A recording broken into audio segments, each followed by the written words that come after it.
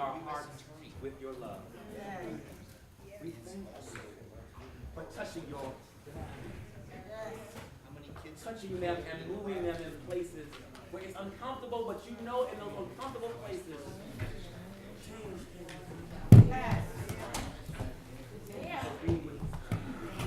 Hi. And God, we thank you. Without you, God, we know we cannot fail. Okay, we're going to start. It is God who has God's hands around. And we're holding on to God's unchanging hand. And we build our Okay, we're going to begin. The 5A1s though. Because not on lies and we're starting with these. We build our hope on things eternal. Huh? That's why we hold to God. Yeah. Good morning. Today is Tuesday, March 19th, 2019. This is a regular meeting of the Los Angeles Board of Police Commissioners. This meeting is continued from March 12th, 2019. We are going to go into, Say the name of Rosario Mack. we are going to go into complete the closed session, but before we do that, from last week, before we do that, we will take any public comments on the closed session item. This is not the public comment period for the regular meeting. This is closed. This is comments on item number 5A, which we were continuing. Do we have any comments on 5A?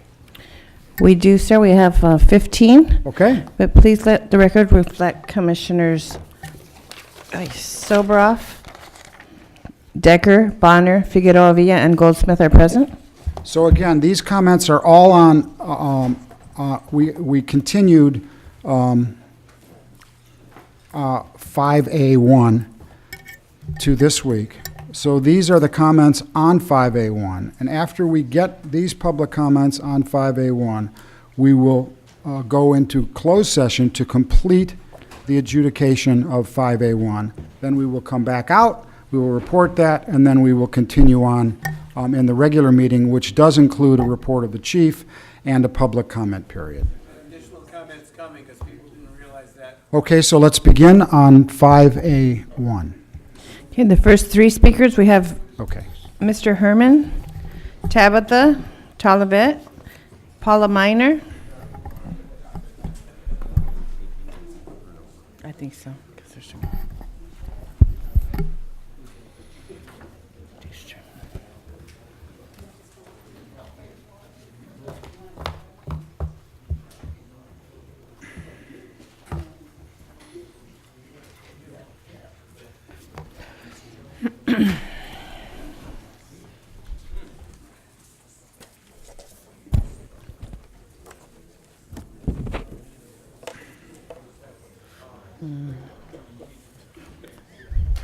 Let us pray. Okay, let's get going. Let us pray. Pray in the acceptance of white-collar crimes. Public employees discipline, no reaction. One officer abandons vehicle, likely on opioid drugs, and runs off. Only repercussion, slap in the wrist, demoted. He should be fired. He should be fired because I say so. I am Off topic. We got to stay on Batman. topic today. Oh, sorry, sir. So this is 5A. 5A1? 5A1, yeah. Thank you. Yeah. Asshole. So you see, ladies and gentlemen, there was a shooting, OIS -24-18, and there was a sergeant involved with two police officers, and this had some adverse effect, Mr. Smith. You know, we can't keep killing people simply because we have LLC to protect us and violate their civil rights of public interest. And under 42 U.S.C. 121.01, discrimination's a bitch. Under 28 CFR, 35 CFR, in retaliation. And we will seek justice under the DOJ.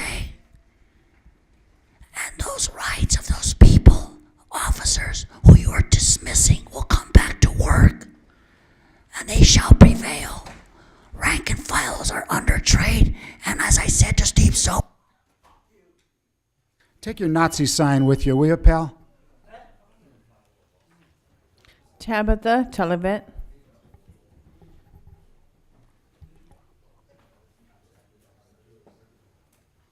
Morning.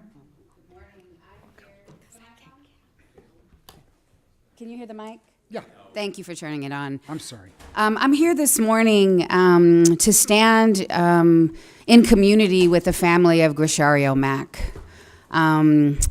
The family has waited now for almost a year. It's been. Is everyone listening? This is really No, we're going to important. start it over. Okay. Okay, so you can start over. Okay, start the And- clock again, please. Okay. Thank you for your attention. I'm here to stand in solidarity with the family of Grishario Mack, who is in this room. And it's very painful for them to be here, and so I want to underscore that reality. They have been in agony for almost a year because Grishario was murdered in a public place where he should have had refuge.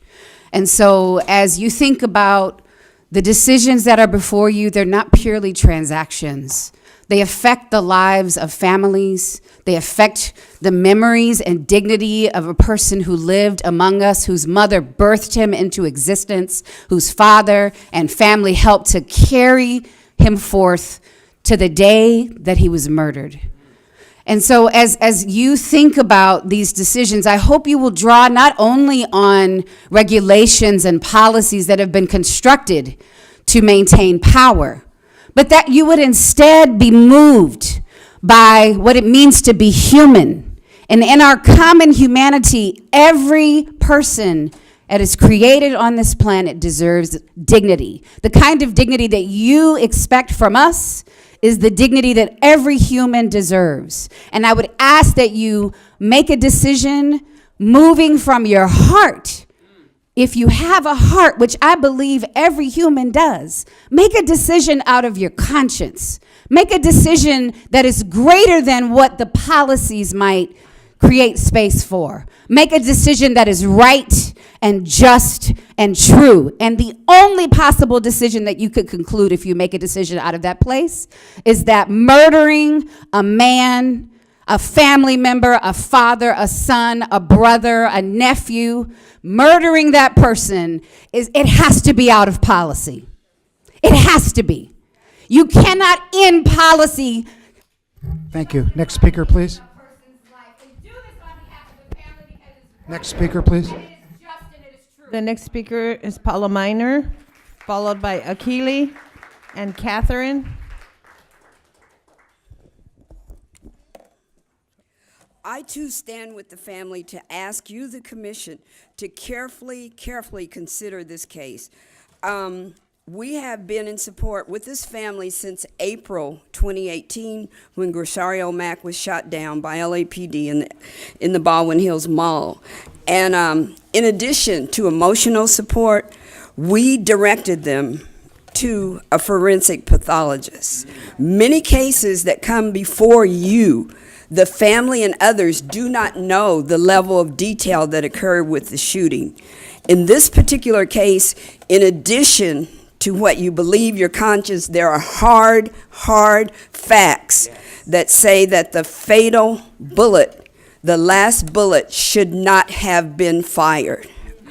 Grishario Mack was on the ground. He was bleeding out from the other 6 bullets. The last bullet was shown on video with the officer walking to close range and shooting him in the back. And in addition to that, the forensic pathologist can tell when and how the bullets enter and which one was fatal.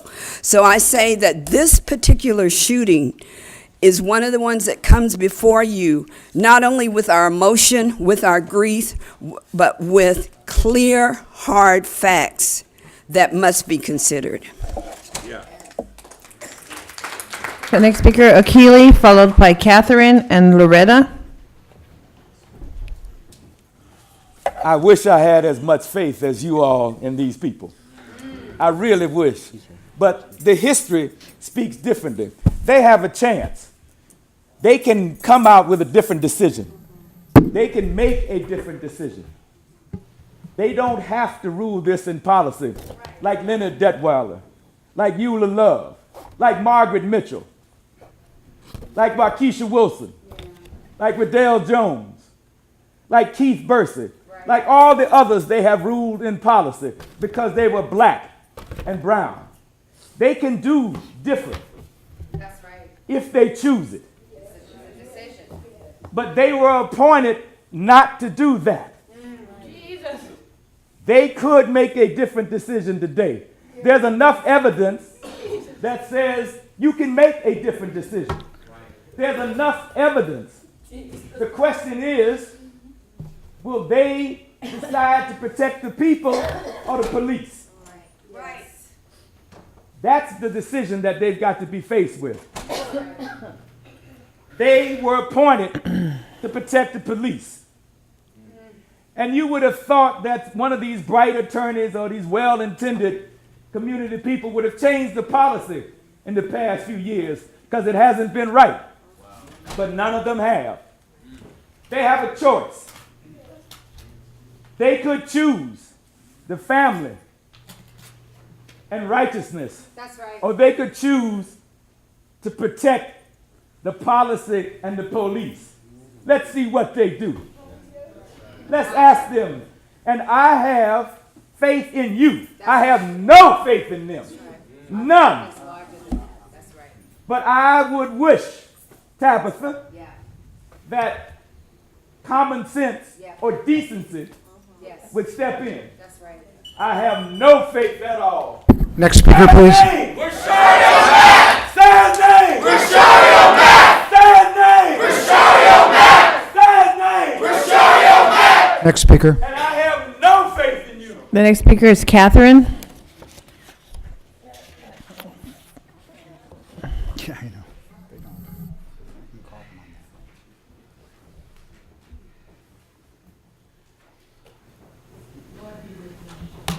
Jesus, walk with me. You said when I go out to battle, you'll be with me, Father. I'm calling on you, Father, now to be with me. I must address the people that I stand before God. But I thought the only people I would have to stand before would be you to be judged by. I feel like I'm on trial, Jesus, but I know that I'm not on trial. I'm here speaking on the spirit of my son. I want everybody to look at me, and in my hand holds the ashes of my son. My son is placed in a heart because blue was his favorite color. So as I place my son in my hand, I'm praying that y'all see what I have here left of my baby. And even though I hold this in my hand, he's still in my heart. The true heart is within me. And I'm praying in the name of Jesus that God will touch all of your hearts and have y'all to rule in the favor of my son. In Jesus' name, I pray, because just know that all of you have the decision about my son in your hands. Believe me that God sees all of you. And I pray in the name of Jesus, and I call upon you, Jesus, to touch the hearts of all of these people that's sitting around us, that's making a decision on the life of my baby. Well, I'm 60 years old, but I thought when I was 60, I was going to be somewhere relaxing and living a good life. But right now, I'm living in torment. I'm living in pain. I'm living in horror. Please ease my pain. Please. I'm a mother just asking you to please. You see my baby. Please ease my pain. Help me. Help me. It's in the Bible. Y'all got the Bible. Please. Please. Oh, please. Please. Please. The next speaker, please. Next speaker. Good morning. I'm Grishario Mack's auntie. Ever since this incident has happened, I have not been able to get a peace of mind. Sometimes I just break down just seeing the images of him being gunned down in that Crenshaw Mall. And today I'm begging you guys, please, to make the right decision for my family. I'm trying to seek therapy behind this because it's causing me a lot of pain. I can't go on for the rest of my life with this pain. I need some kind of closure because I want to be able to get back to halfway having a normal family again. We need you guys to make the right decision and bring some kind of closure to my family because we can't carry on like this. It's causing my family to be torn apart. And I don't have nothing against the police department personally, but I don't want to have nothing against them. But please make the right decision for my family's sake and for my sister, because I want her to be at peace. Please consider what is right from wrong. And thank you for listening. Thank you. Next speaker, please. The next speaker is Adam Spindler. Mr. Spindler. Gina Viola. Keep going. Michael Novick.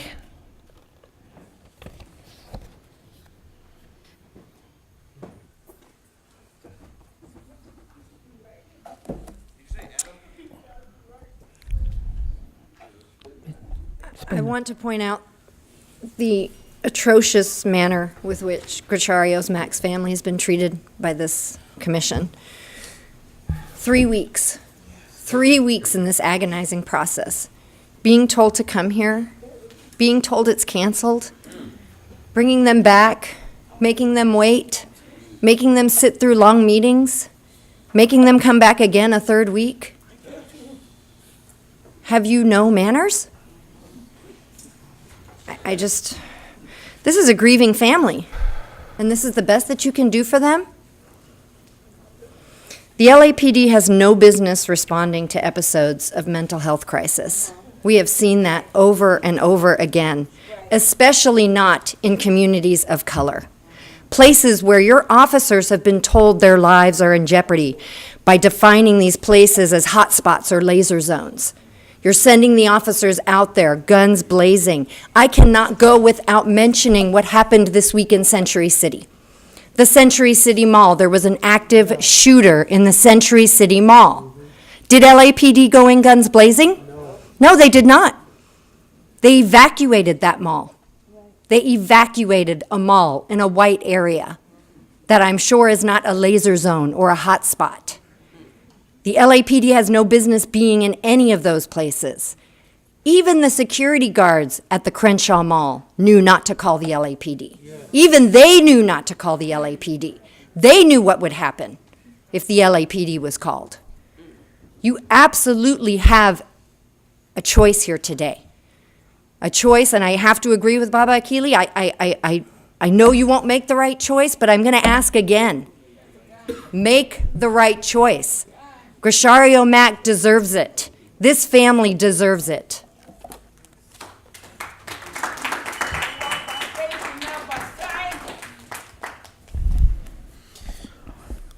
Yeah, you have a choice and you have a power.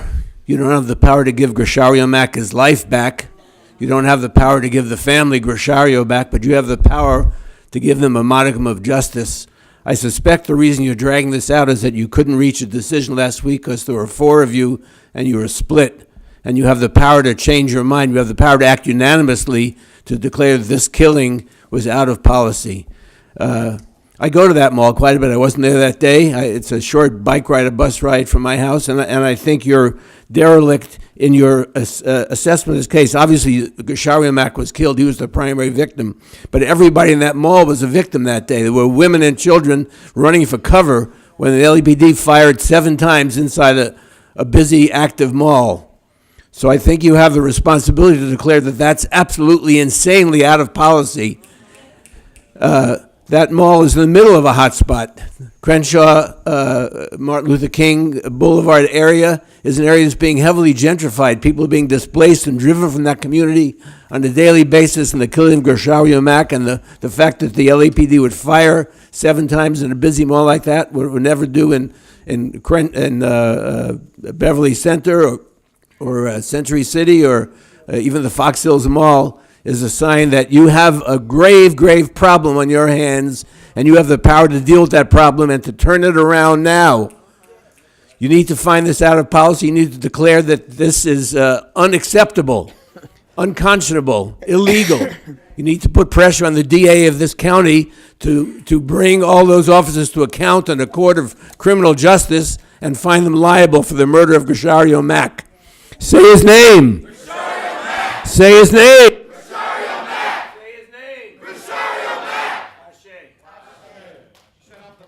The next three speakers, Zach Sherwin, Adam Smith, and Quintus Moore.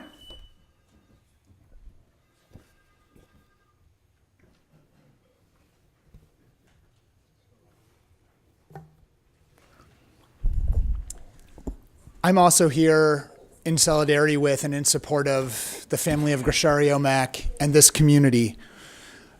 I just want to ask the people who are sitting up there today to ask yourself, how can it be that the choices that you've made in your life have brought you to the position that you're at right now, where you are watching this grieving family pour their hearts out up at this podium, and you are sitting behind the dais that you're at, and you're about to make the decision that we all expect you to make and that we all hope and know that you shouldn't make. And yet here we all are watching you. And I'm just thinking about what it must be like to be you and to hear these things. And to those of you who do respond to the kinds of things that you're hearing up here, what it must be like to know how things are going to go today. And again, I hope that they don't.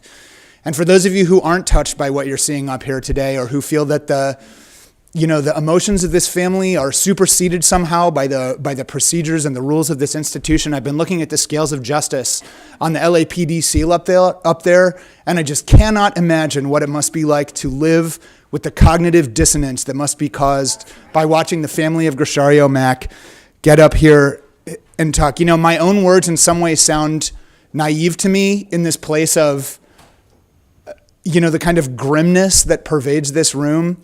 And yet I still hope, as speakers before me have said, that the ability that you have to make a decision here today and to do something that is in line with the kinds of just basic human conscience that must be provoked by watching a family respond the way that they are, especially when, as Paula says, there is some sort of some uncertainty about the facts of this case. It's not just an appeal to your emotions. I didn't know Grishario Mack. I've gotten to know his family a tiny bit. I've been at events with them, and I just am here in support of that family, and I wish that I didn't have to know them in the way that I do, but it's an honor to stand with them. Say his name one more time. Grishario Mack!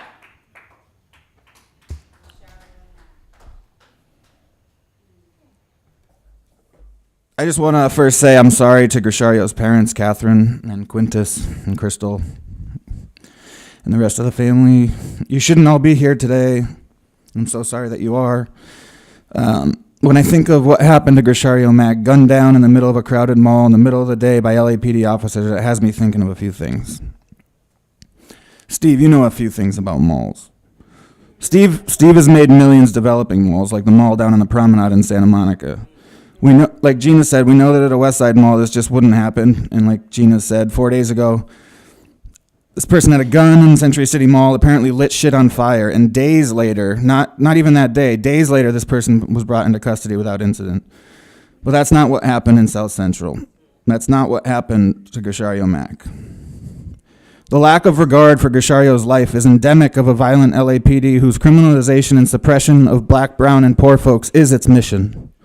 And I'm afraid that lack of regard for Grishario's life by the LAPD is compounded and enabled by you guys, by this commission, who refuse to serve as the oversight board that they are tasked to be, supposedly. I truly hope that this board goes into closed session and thinks about how their actions and their refusal to take action has real-life consequences and adds to a culture that likely had real-life consequences for Grishario Mack. Quintus Moore, Clint Blakely, and Bill Watkins. I'm Quintus Moore. I'm Grishario Mack's dad, and I'm the eternal optimist. So I'm hoping you guys do make the right decision.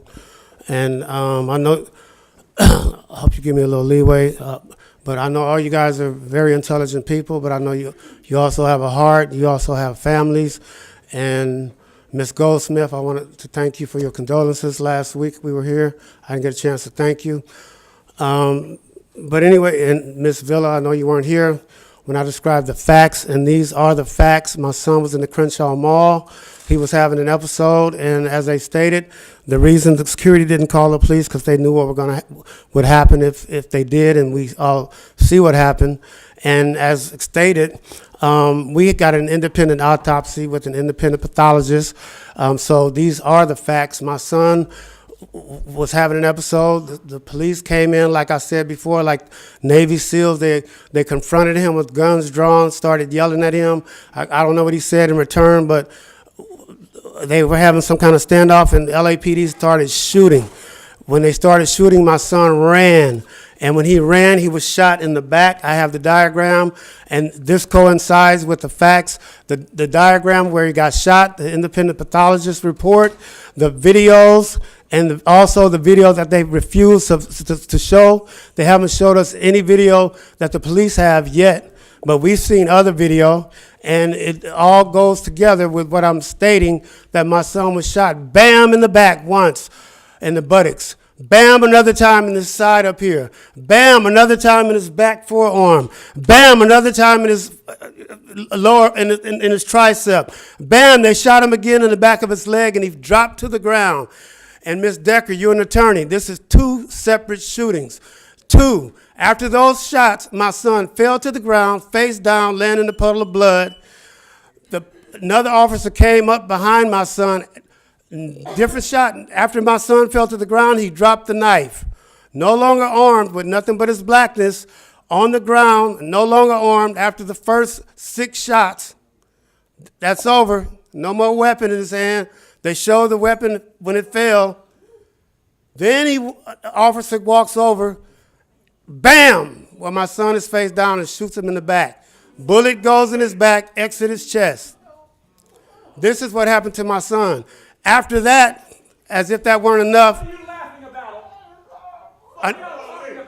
another woman officer came up to my son, as if that wasn't enough, kicked him to make sure he was no longer a threat. She kicked him. That's in the video. Then after she kicked him, they turned him over and cuffed him. That's Decker, you're an attorney. That's 2 separate shots, 2 separate shootings. These are the facts. Now, a few days later, shh, please don't. A few days later, on the 17th, Chief Beck, it was the chief at the time, he said that he wished they had used Catherine, please. Chief Beck said he wished they had to use non-lethal force in my son's case. He said he regrets what happened, and that he spoke to the Daily News, it's published, that he wished in this incident that they would have used non-lethal force in this incident. That was the chief at the time, Chief Beck. And I just don't know why they didn't do that. The same day that they published that article, there was a white guy in Pacoima with a machete, looks like a sword, was wielding at the officers, wielding his sword, wielding it at the officers. They surrounded him, shot him with bean bags, didn't harm a hair on his head. We all just saw, and I've been saying over and over, that it never would happen at the Beverly Center, the Grove, the Fox Hill Mall, the 3rd Street Promenade. We just saw what happened in the Westfield Mall in Century City. They evacuated the mall. This guy had a gun. He set books on fire, started a fire. They didn't go in there and shoot him up. They didn't go in there shooting them all up. And my son had a kitchen knife. He didn't harm anyone. These officers were in there in a crowded mall, guns blazing. Who was the danger to the community? Who was the danger? Who was the danger? My son was running for his life. These officers are blasting guns, and it was more than 7 shots. Those are the 7 that hit my son. They shot the window out of TJ Maxx. They shot the glass railing that fell down below where other patrons were. People were running, grabbing their babies, diving through windows, baby bottles strewn all over the place, strollers strewn all over the place. Who was the danger? It wasn't my son, it was LAPD. These cops, these rogue, dangerous cops.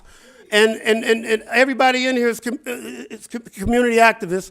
Some of you used to be community activists, and I know it's hard to sit up there when people are cussing at you and screaming at you and hollering at you, but you need to give us something. We need to get some justice. We haven't gotten anything. When you get nothing, I know you guys aren't Trumpian Republicans that sworn an oath to Trump. I know you haven't sworn an oath to Garcetti to not do the right thing.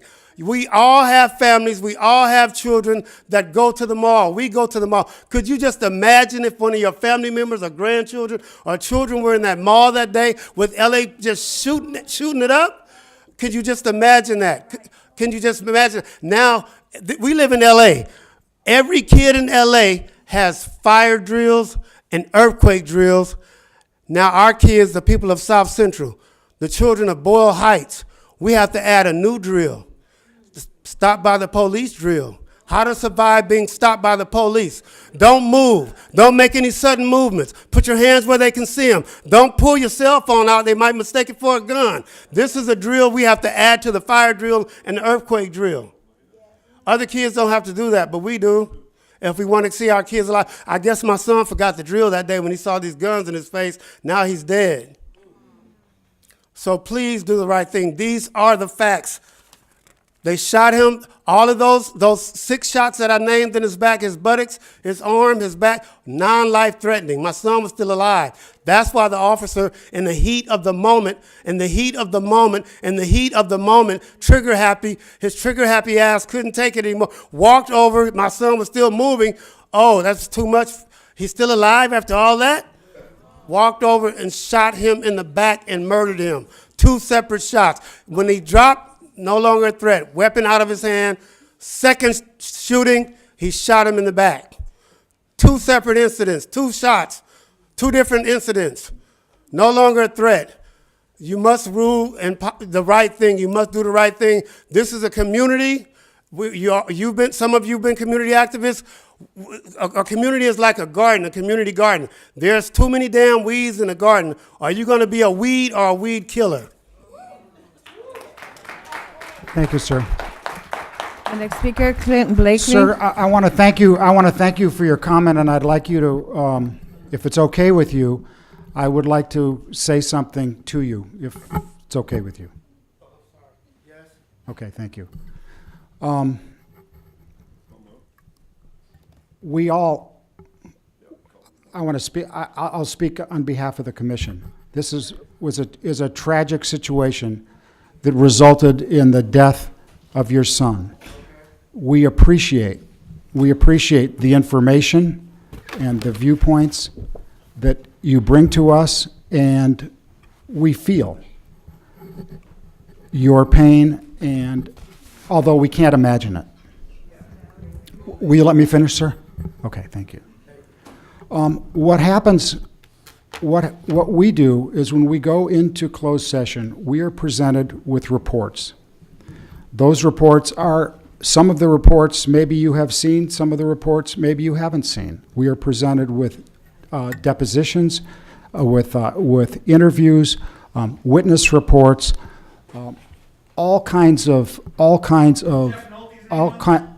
he said that I could speak. So Mr. Smith, if you can tell him to tell me to stop speaking, go ahead. But otherwise, let me finish. Is that okay, sir?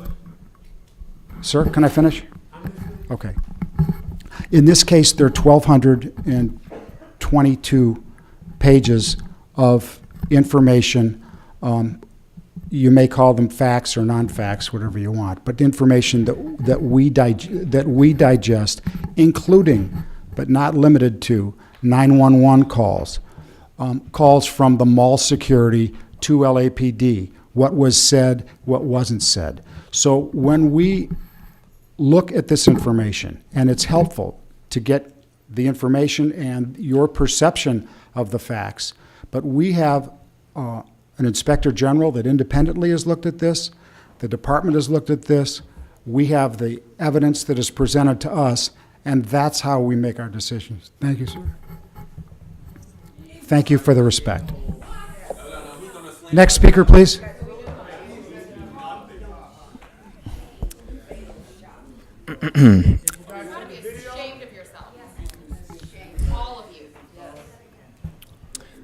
I stand here in support of Grishario Mack's family.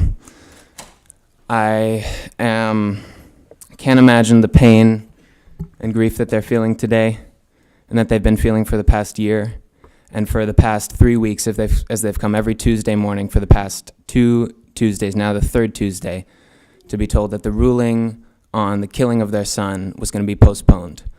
They came to this hostile, painful environment surrounded by officers with guns here, folks who try and say that they feel their pain, but then say, oh no, but we need to look at the evidence in closed session.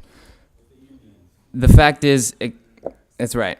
We know that according to the history, according to the statistics of LA police killings, this murder was in policy. It is the practice and the policy of the LA police to kill innocent black folks. It's hard for me to see the pain of this community and of this family. I can't imagine that pales in comparison to what they're feeling in this moment. And you guys say you feel their pain as well. I would feel, obviously, this murder should not have happened. I would feel better knowing that I had a chance to provide some justice for this family, which is the power that you all have right now. I urge you to make the right decision, choose justice, choose righteousness, do the right thing. Say his name.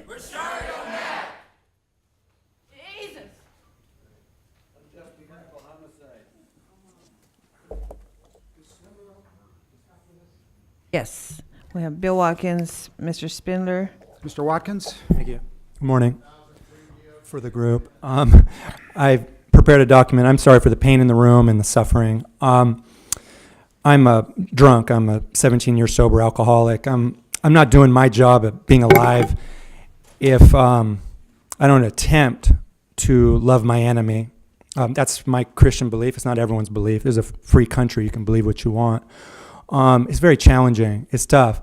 My little issue sometimes, as some of the board here knows, is helicopter noise. I just don't believe in it. I just don't believe it's good policing, a lot of the things that we do. As far as the in policy, out of policy, I think it's sham law, just humbly, not with hate at anyone, but it's sham law. Real law is 187 murder.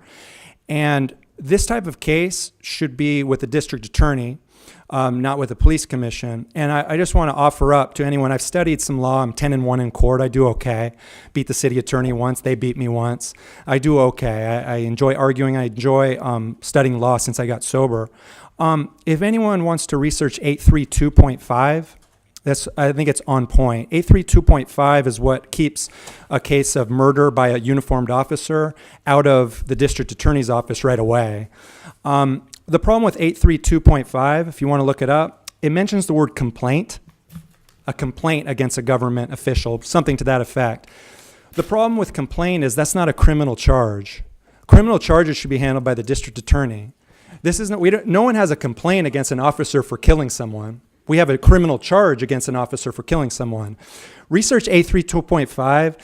Get after your Sacramento representatives, your people who make laws, the criminal code. We need to adjust that, and we need a better budget so that we can research and investigate these crimes outside of this group who's got a lot on their plate. I love you guys. Let's do better. Thank you so much. I gave you something in writing. Okay. Thank you. Mr. Spindler, followed by George Bazzetti and Audrey George. Yes. So appreciate 3 meetings now to get my 2 minutes to talk. Keep hiding. So we know it was a 2-2 vote last week to fire the officers. So that's you, Sandra. You're the tie. Who were the 2 in voting in favor of the murder? I don't know. 2 of you say murder's okay. 2 of you say it's not okay. And then we got the wild card, Sandra. See, you think we're stupid? We're not stupid. We look stupid. We dress stupid. We talk stupid. We listen to stupid music. We drive stupid cars. We have stupid jobs. We waste our life doing stupid shit. We're not stupid. We're just educated fools. 2-2 tie with 1,200 pages of what? You kicked the man when he was in custody. Once he's in custody, you can't kick anybody. You shoot him and kick him. I think that's a slam dunk. But for two of you, and I don't know which one of you two it is, I can't believe Eileen Decker would vote for something like that. No. Bonner? I don't know about you, Bonner. They might have got to you over the past 2 decades. You got an awfully nice looking suit there you're wearing today. That you guys got to have a 5-0. I want to come back with the unanimous verdict out of policy to recommended firing of all officers. All officers. And the chief of police, too. You got to get rid of everybody. Everybody. I wanted Jermala. Moore said he never wanted the job. Oh, yeah. Yeah, I'm off topic. I'm just an idiot. 5-0. Coach, yes for murder. Next speaker. The next speaker, George Bazzetti.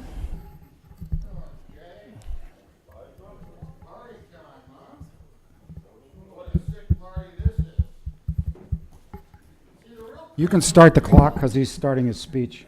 Well, I know how to cheat time. Soberov, you know me for a long time. I'm a pro. I don't know you at all. Oh, really? Blue Ribbon Commission stealing money from kids, you fool? Off topic. Playa Vista? Off topic is you fool because you said you don't know me. You're a liar. Now, hey people, 1.2 million illegal prosecutions by the DI misdemeanors. 2003 DOJ agreement. Hey, stupid Helene Decker, idiot DOJ.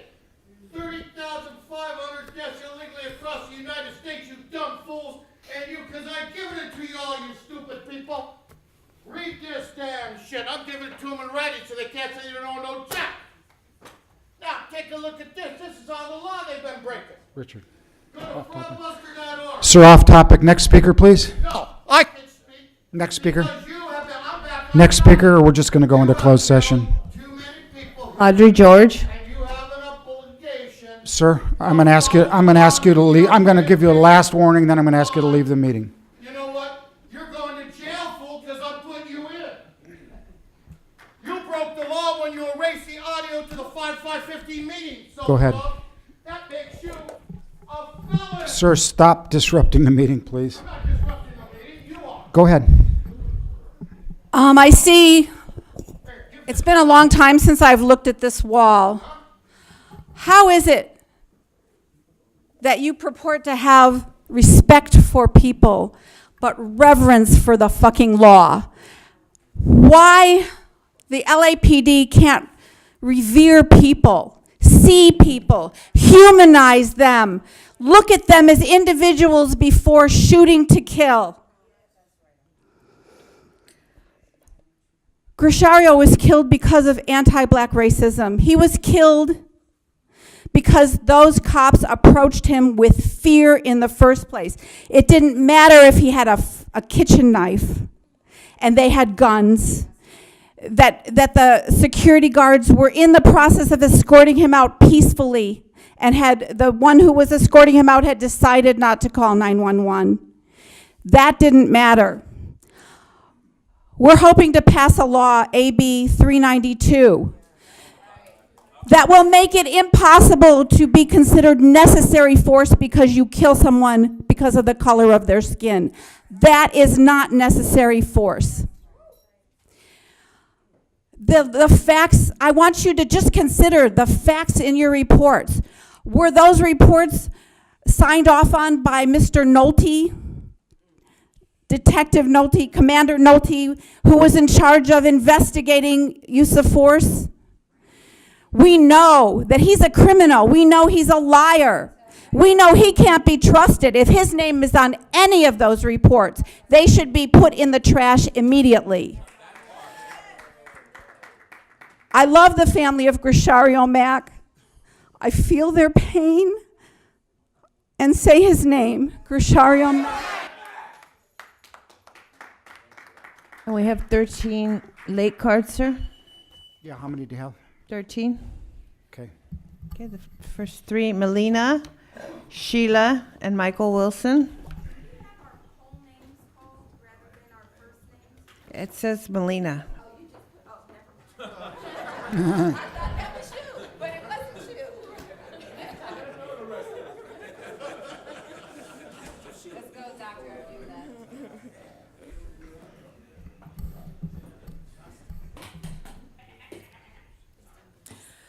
So I just want to lift up the treatment of this family.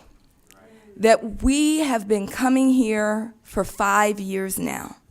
And I've never seen a family as disrespected as Grishario Mack's family.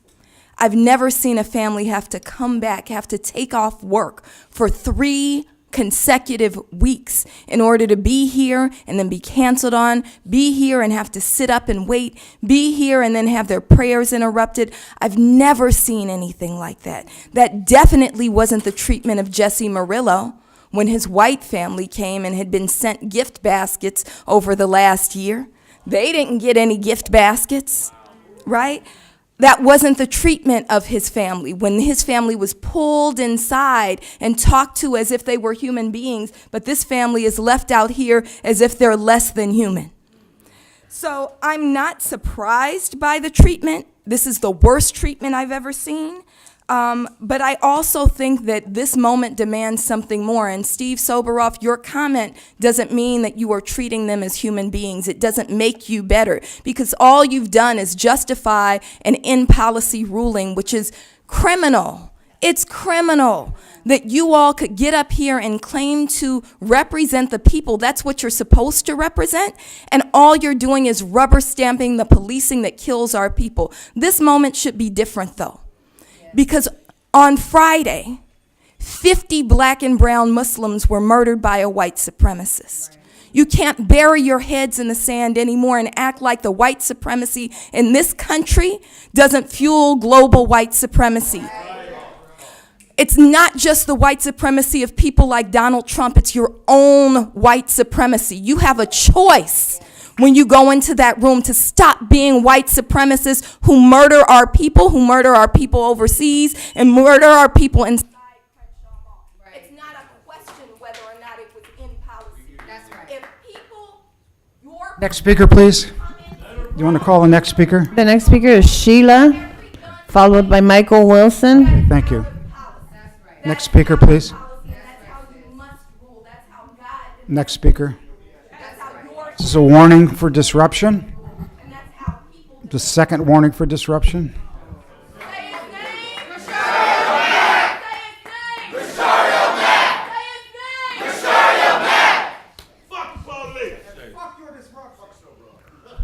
Is Sheila here?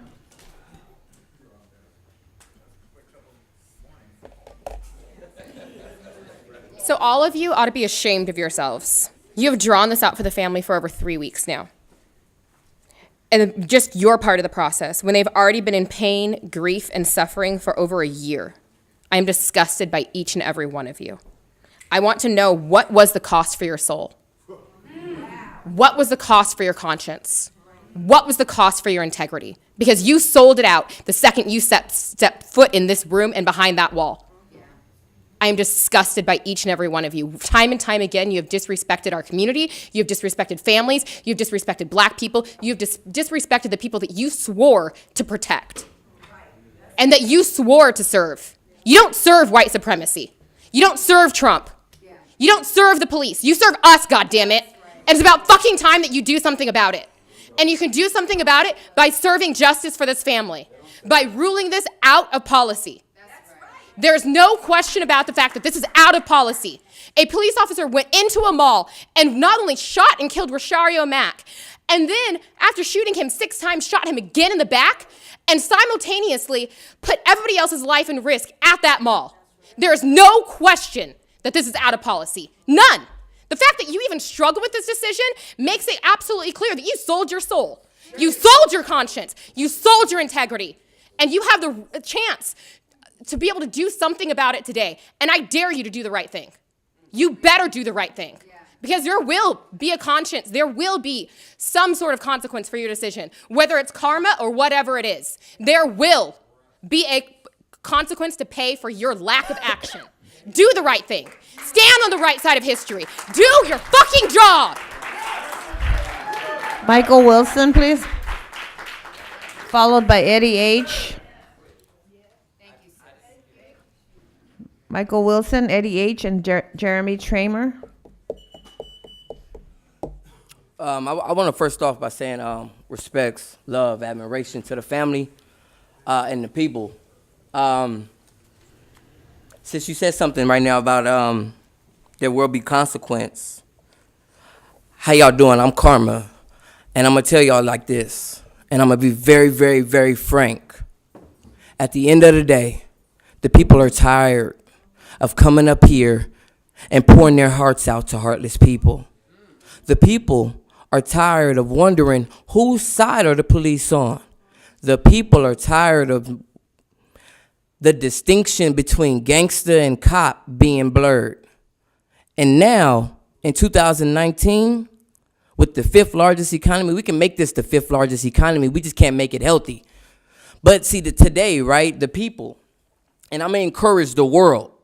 Because, see, I want every hood, I want every gangster, I want every thug, and that's male and female, and they as well, to know that the people stand with the people, and we're done playing hooky with the police.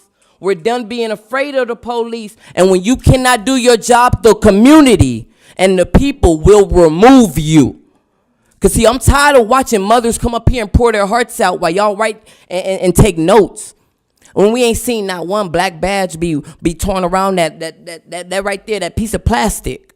Because, see, y'all stop traffic and stop the streets when the police die, but you get on and make a statement of remorse, of empty remorse, when real people die. See, I don't give a shit about a blue life. I ain't never met a motherfucking blue person, and I damn sure never will. But I am tired of watching blue people who aren't real, destroy real lives. And it's time to start getting the boogeyman out my community. So I'm going to ask y'all, because in 2019, today I'm going to ask y'all, at the end of the day. Next speaker, please.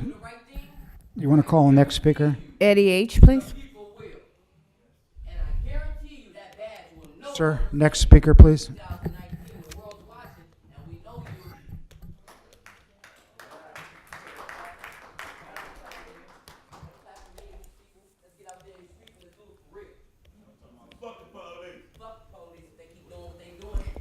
Sir, will you please stop disrupting the meeting? Go ahead, Eddie. 88 LA Can. Our dear brother Malcolm once said, if you don't stand for something, you'll fall for anything. So I simply ask you, Ms. Figueroa, what are you going to stand for? Ms. Goldsmith, what are you going to stand for? Ms. Bonner, what are you going to stand for? Ms. Decker, excuse me. My dear brother, what are you going to stand for? And let me just personalize this. A very wise woman once told me that right is right and wrong is wrong. Right. And here's what she said: no matter if it's me, your dad, your brothers and sisters, your nieces and nephews, whoever it is. And that was my mother, because she walked with character and integrity. And she did not co-sign our bullshit, and she taught us not to co-sign other people's bullshit. So when we come here, week in and week out, month in and month out, year in and year out, and we see the bullshit continuing being co-signed, how can we leave out of here saying that you guys have integrity and character? Because you're not showing that. That's right. Martin Luther King once said that an individual has not started living till he can rise above the narrow confines of his own individualistic concerns to the broader concerns of all humanity. So he was talking about, don't worry about the police protectively. He's worried about not being invited. Don't worry about not being invited to the mayor's Christmas party. He was talking about doing the right thing. And the right thing in this instance, and so many instances before now, was to come back and rule these assassinations, not in policy. And I'm not going to sit here and cry and beg and plead. But what I am going to do is demand justice for this family. What I am going to do is talk about the power that is in this room, that is willing to stand up for righteousness, liberation, freedom, and justice, as opposed to you guys. We should be up there. Next speaker, please. The next speaker is Jeremy Tramer. Thank you, Eddie.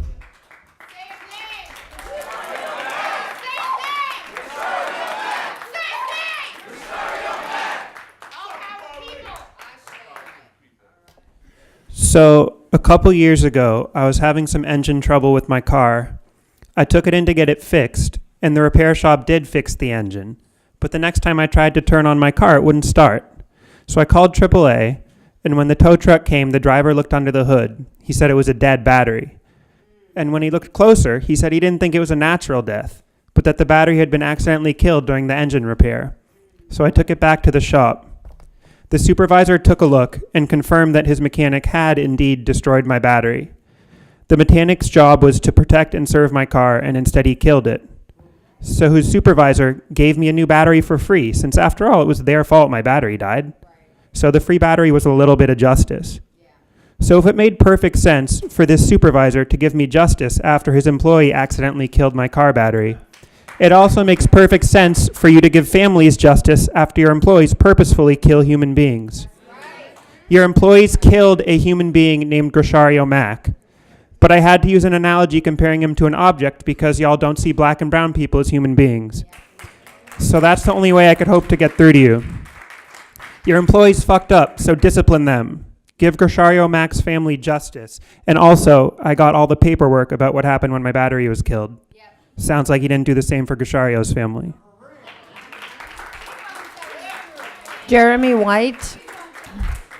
Jeremy White, followed by Reverend Dr. James Thomas and Jonathan Foster. Who's first? Jeremy White.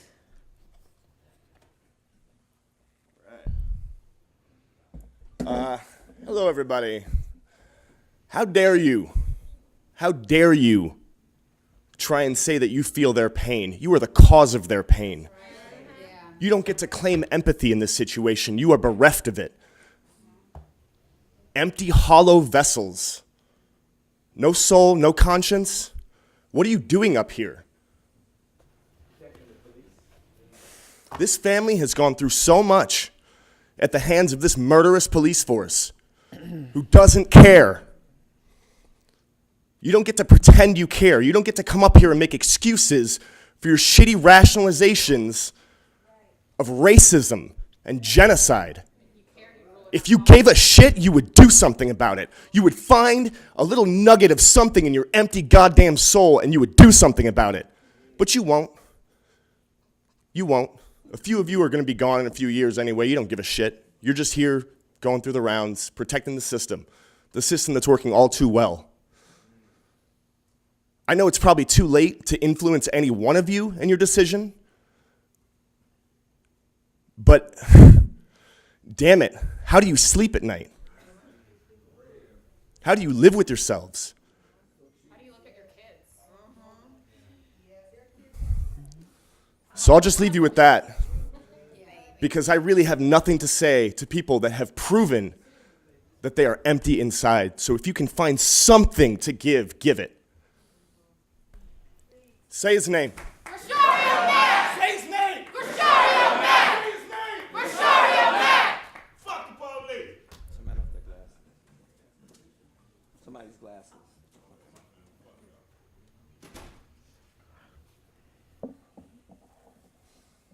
I've been trying to come here for weeks to have a conversation. The last conversation that,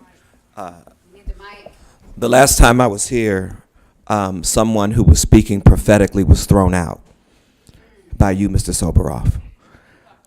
And I just want to say to you, Mr. Bonner, I've sat with the gentleman, I can't recall your name, but I've sat with you, I've met with you before, years ago. And I don't know if there's clergy in your family. I don't know that there is, but if there is a long line of Bonners who are the pinnacle of integrity. And what I want to say today is, this is not uncommon, because this is the exact same attitude and disposition that was visited upon black folks during slavery. I've been doing some research on and looking up slave narratives, and unbeknownst to many, slaves were convinced that slave masters would never see heaven. As a matter of fact, one slave in particular said that if I get to heaven and there's white people there, then I'm leaving. But I'm saying this to say, this is a repeat of history. And I can't speak for anybody else on this panel, but I refuse to believe and accept that a black man, first of all, would even be a part of this circus. They are disparaging your character by just being here. You are the revolving door. And you ought to have more respect for yourself and more respect for your people to tolerate this from. Next speaker, please. Jonathan Foster. Jonathan Foster, followed by Jesse Weschler and Kayla. Hi, I'm Jonathan Foster. I won't be liked on every comment I make. However, this could have been taken care of in a different manner. There should be a knife tactical unit, Chief, knife tactical unit. And I've already said this, they should have had nets. You have a gun with the 4 posts, and it goes out like this. There was 4 or 5 officers. I saw some of the video. 1, 2, 3, 4 nets, 5 nets, and then they could have dealt with the suspect, Mr. Mack. And instead of, he wouldn't be dead today. Also, if you're not as smart as I am, I wonder why this didn't already get created. So we can go to Mars, we can go to the moon, computers, improvements on cars, surgery. But you guys can't come up with a way to deal with a knife person, okay? And how many troops died so that we could come up with something better. And on the docket today, 2A states a federally funded PSI program. They got together on a PSI, but they didn't come up with nets, okay? The police body armor, where is the police body armor so they don't have to kill people? See, I would have protected these 2 officers are going down. You didn't protect them. I did. That's why I'm the chief of police. I'm Jonathan Douglas Foster. I'm the chief. The concept, suspect with a knife, has been going on for years. I cannot imagine how there are police chief meetings in Washington, D.C., and no one came up with a better way. You know that Nirvana song? Gotta find a way, a better way, a better way! You guys gotta find a better way, buddy. You do. And you gotta come up with the police knife tactical unit so that you don't kill anybody again. Please try it. Please. Thanks, guys. I'm the chief of police. Jesse Weschler, followed by Kayla and Michael Williams. Hello. I don't have any words planned. I don't have something to speak for reasons of this. You know what it is that I am here for. As I say that I am simply here for support for you, to understand what it is that is going on. I don't know if you are planning on just continuing with what has been going on, and you will do this again and just take it from where you are. I don't know if there's anything that can affect a change. If there's words that can do what you understand already.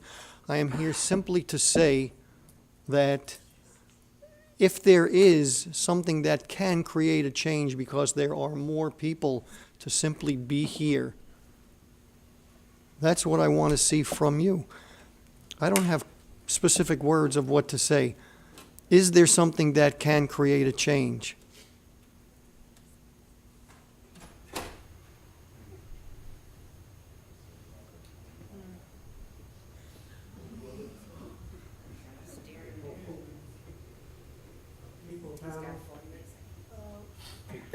union's out.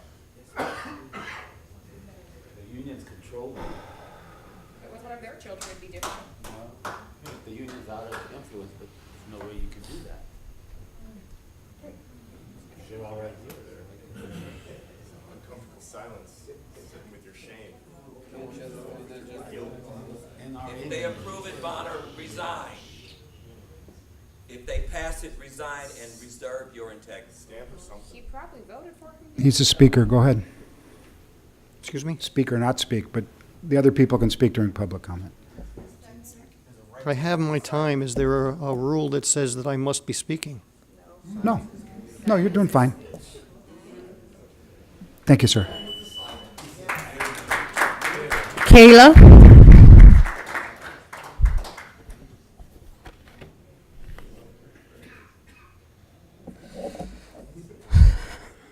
I've been here for a lot of meetings and a lot of families, and I've never come up to speak because I don't see myself in any of you at all. So I'm here today to lift up your son's name and to stand with you and to appreciate your words and to make sure that his story remains heard. As my community, that mall is where I grew up. That's where I went with my friends. I could have been there. I don't see anybody on here that would even be there. You're supposed to be a commission and be a voice for me, for a civilian, and I don't see anybody up here that represents me at all. I don't see any empathy. I don't see any heart. I've been trying not to cry because I'm not pleading for you to do anything today. I read, and I know that when this institution was created, my people were enslaved, and that this was created to keep them oppressed, and I don't expect it to be any different 400 years later. I know that at the same time God and religion was used against them, but if we had the right to read the word, we know that white people have always used God for their own gain. Say that you serve God or that you live out God's will, but you do what you want, whether God is here or not. So I just want to say that I know whether I go to church, whether I pray, whether I praise, I know that I am on the right side because I stand with the people. And if you choose not to support this family today, you're not on the right side. And if you think that you have lost it with the community now, my projections over the next... Next speaker, please. The next speaker is Michael Williams, followed by Reverend. And how many more? It'll be Michael Williams, Reverend Victor Trujillo, and Iman Michelle Autry. Okay. Mr. Williams?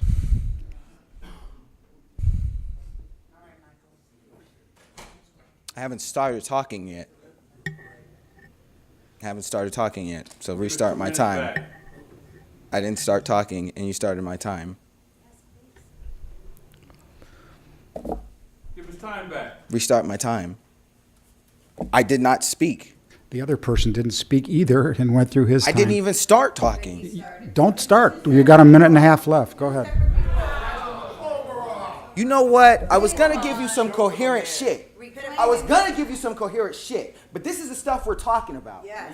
This is the shit we're talking about. And you fuckers keep doing this shit. And look at y'all. Y'all let him do it. Yeah, and y'all know that what just happened was bullshit. Y'all know what happened to this family is bullshit. Y'all know what happened to this woman is bullshit. But y'all won't sit. I know Sobron gets all the heat because he's a loudmouth. But you know who I hate more than him? The rest of y'all. Yeah. Because y'all sit in silence while y'all watch evil happen. Yep. You know what Martin Luther King said? Y'all respect Martin Luther King? You know what he used to say? If you sit in silence in the face of evil, you are evil too. That's right. So all of you, share responsibility whether you talk or not. That's right. You think that because you're silent and you don't say anything, or you give good words and you say your condolence to the family, that you are forgiven for what you have done? Shame. Whether God, whether history, whether your children, one day, they will have to account for you. Your progeny will have to account for you. Whether it's your grandchildren, your great-grandchildren, whoever. They will have to account for your sins. Next speaker, please. And you know what's going to happen? They're going to feel our Who's the next way speaker? we feel. Reverend. Because you say you feel our pain. Sir, thank you. You don't feel our pain yet.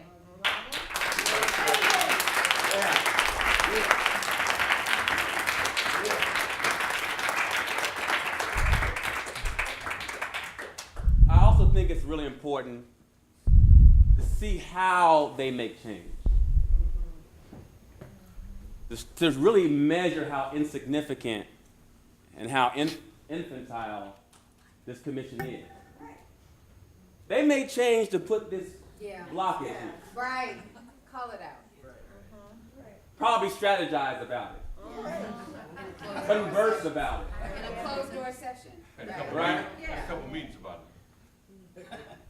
This is what change for these bastards look like. That's important to understand. This is for them is the measure of their change. And I'm glad a lot of theological and religious insight is being brought up.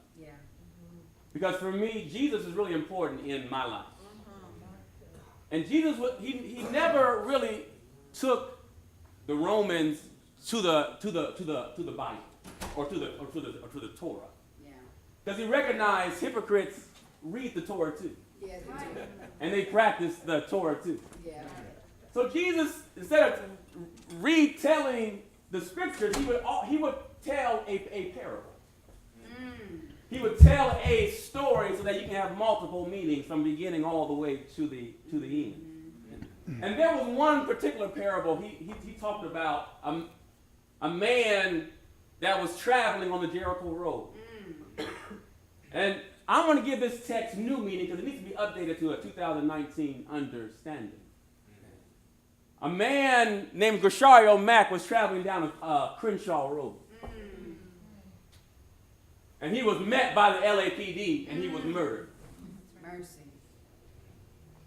The first people that passed him up was the LAPD. Left him there, died in his own. The second people that passed him up was the police commissioner. Next speaker. Sitting around conversing how to block Who's next? justice. Next and speaker is compare Victor and Trujillo. compassion for this family. Victor? Thank you, Victor. But lastly, there was somebody else who showed up. Sir, it's Victor's turn to speak. It was This is a sacred moment. It was Black Lives Matter that showed up. Thank you, sir. They humanized his name. That's right. Please, Pictures up of him please, sir, your time's up. Thank you. LAPD put out pictures of his. Okay, so this is your first and last warning. Escorted the family for a year to a police commission. So I'm going to either ask you that kept denying to him leave the and meeting, denying his or we'll family just go to closed session. Thank you, sir. Black Lives Matter kept showing up. Thank you. Are you going to? But let me tell your boy. We're going to adjourn to closed session, please.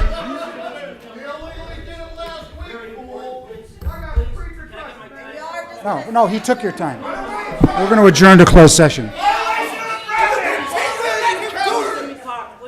your ass down!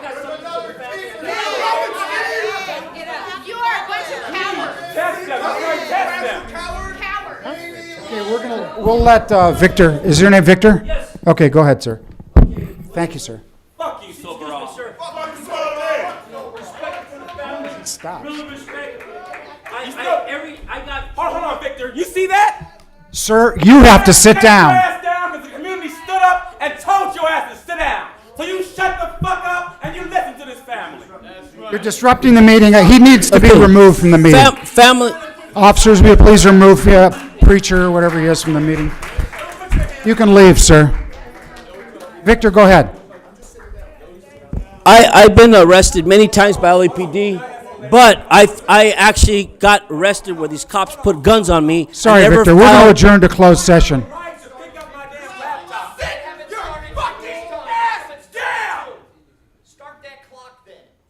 I can't continue because of the disruption, so we're Start the going to clock. go to Start closed the clock. session. Shame on you! Y'all get up! Shame on you! Don't leave.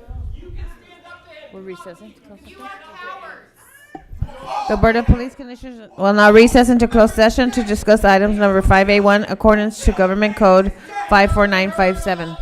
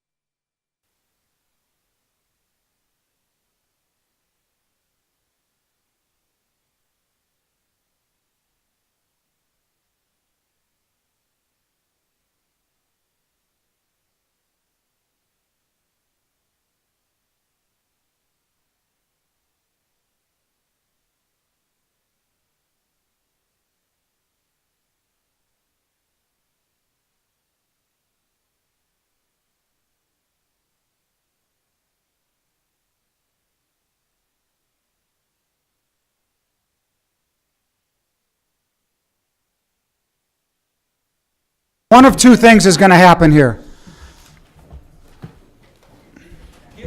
We either are going to continue, or we will empty the room and continue. If there's disruption, we will stop the meeting. Yeah, I got the rules, thanks. Okay. So what we will do, the Board of Police Commissioners has completed the adjudication. We will announce and listen carefully because there are unanimous, non-unanimous, there are all kinds of different things that will be announced. So try and listen carefully so at least you can understand what we did before you react to what we did. It's up to you. In addition to that, we will talk about the process. We will be, Mr. Teefank will also talk about, we will be releasing. Mr. President, may I bring the meeting back into Yeah, go ahead. The Board of Police Commissioners has concluded its work in closed session. We are back in open session. Okay, thanks. Mr. Teefank will also talk about when we will be releasing more documentation, which possibly will be today, and also the next steps for a case like this, because we have one role, like I've explained to the family and explained before. After that, we will go back and complete the meeting, if we're able to, and that meeting has another agenda item it has a chief's report, and has a public comment period. So, Mr. Teefank, the results of the adjudication Yes, and Mr. the process. Yes, Mr. President, the commission has adjudicated item 5A1, and as it relates to tactics, the commission unanimously, 5-0, found the tactics of two Sergeant 1s and 1 Police Officer 2 to require a tactical debrief. As to drawing and exhibiting of a firearm, as to 2 Sergeant 1s and 1 Police Officer 2, that was in policy, unanimous 5-0. As to use of force, 1 Sergeant 1, rounds 1 through 4, in policy, unanimous. As to round 5, out of policy, unanimous.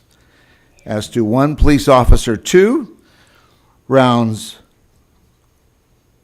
1 through 8, in policy, 3-2. Round 9, out of policy, unanimous. What will occur now is for those findings of out of policy, under the Los Angeles Municipal Code, the Chief of Police is responsible for administering discipline. Those will go to the Chief of Police with those recommendations, or findings from the Board of Police Commissioners, and the Chief of Police will be responsible for administering any discipline as relates to those findings of the Board of Police Commissioners. The report of the Chief of Police, redacted report today, should be available hopefully by the end of business. We do not have it in our possession yet. Once we have it, it's a public document and will be available for release. That is the redacted report of the recommendations of the Chief of Police.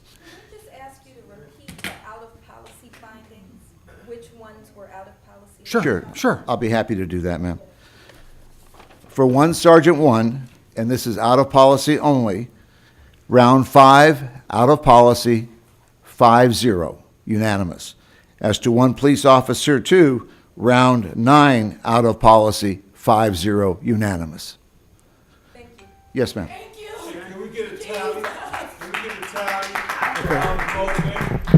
tally? He already gave that. Okay. Can we get a tally? Who voted what? Yeah, that comes out. Yeah, they were unanimous. No, they were unanimous votes. One of the votes was 3-2, and that comes out with the report. Okay, so we're going to go back into the regular meeting, the continuation of the regular meeting. Item number 2B is the department's report relative to the fourth quarter report on homelessness.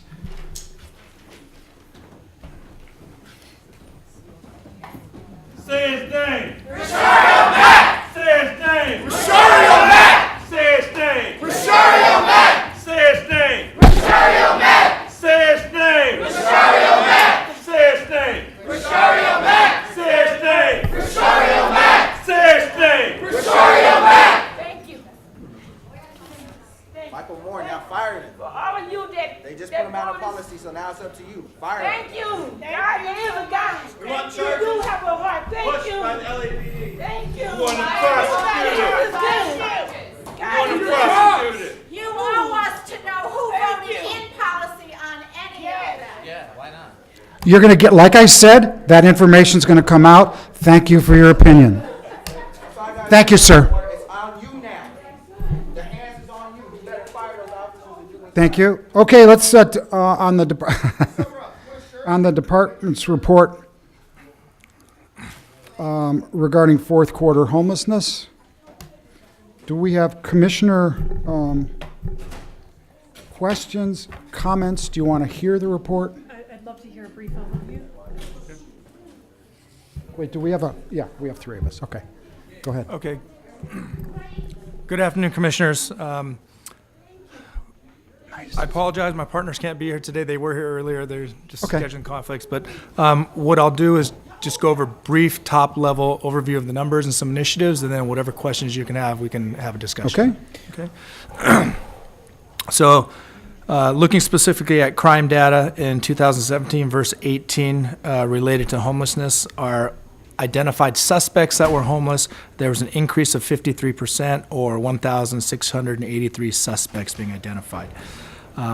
With our homeless victims, there was also an increase of 68%, or 1,203 more homeless victims. Some of the reasons we believe, although anecdotal, that may be causing these increases: increased awareness of homeless-related crimes, more reporting. Also, I believe we have better tracking, better awareness internally, where we're coding these things better in 2018 than verse 17, and then just the fact that there's more crime in these populations. Felony arrests, there was an increase of 3%, or roughly 55 open charge and felony warrant arrests. Misdemeanor arrests, there was a significant decrease in misdemeanor arrests of 18%, or 285 less open charge and misdemeanor warrant arrests. The most significant decreases in these misdemeanor arrests were in narcotics open charge arrests. We had a 59% decrease in failure to appear warrant arrests, or 147 less, fourth quarter versus fourth quarter. Let's see. Our release from custody citations, we also had a significant decrease of 15%, or 221 less release from custody citations issued. And the primary citations that we had saw reductions in were sleeping or blocking the sidewalk. We had 225 less citations. And then also drinking in public, we had 117 less RFC citations issued during the time period, fourth quarter versus fourth quarter. Personal service citations, we saw a small decrease of about 3%, or 7 less personal service citations. And that was our enforcement data. Looking at our mental evaluation unit, we always talk about our homeless-related SMART calls or SMART responses.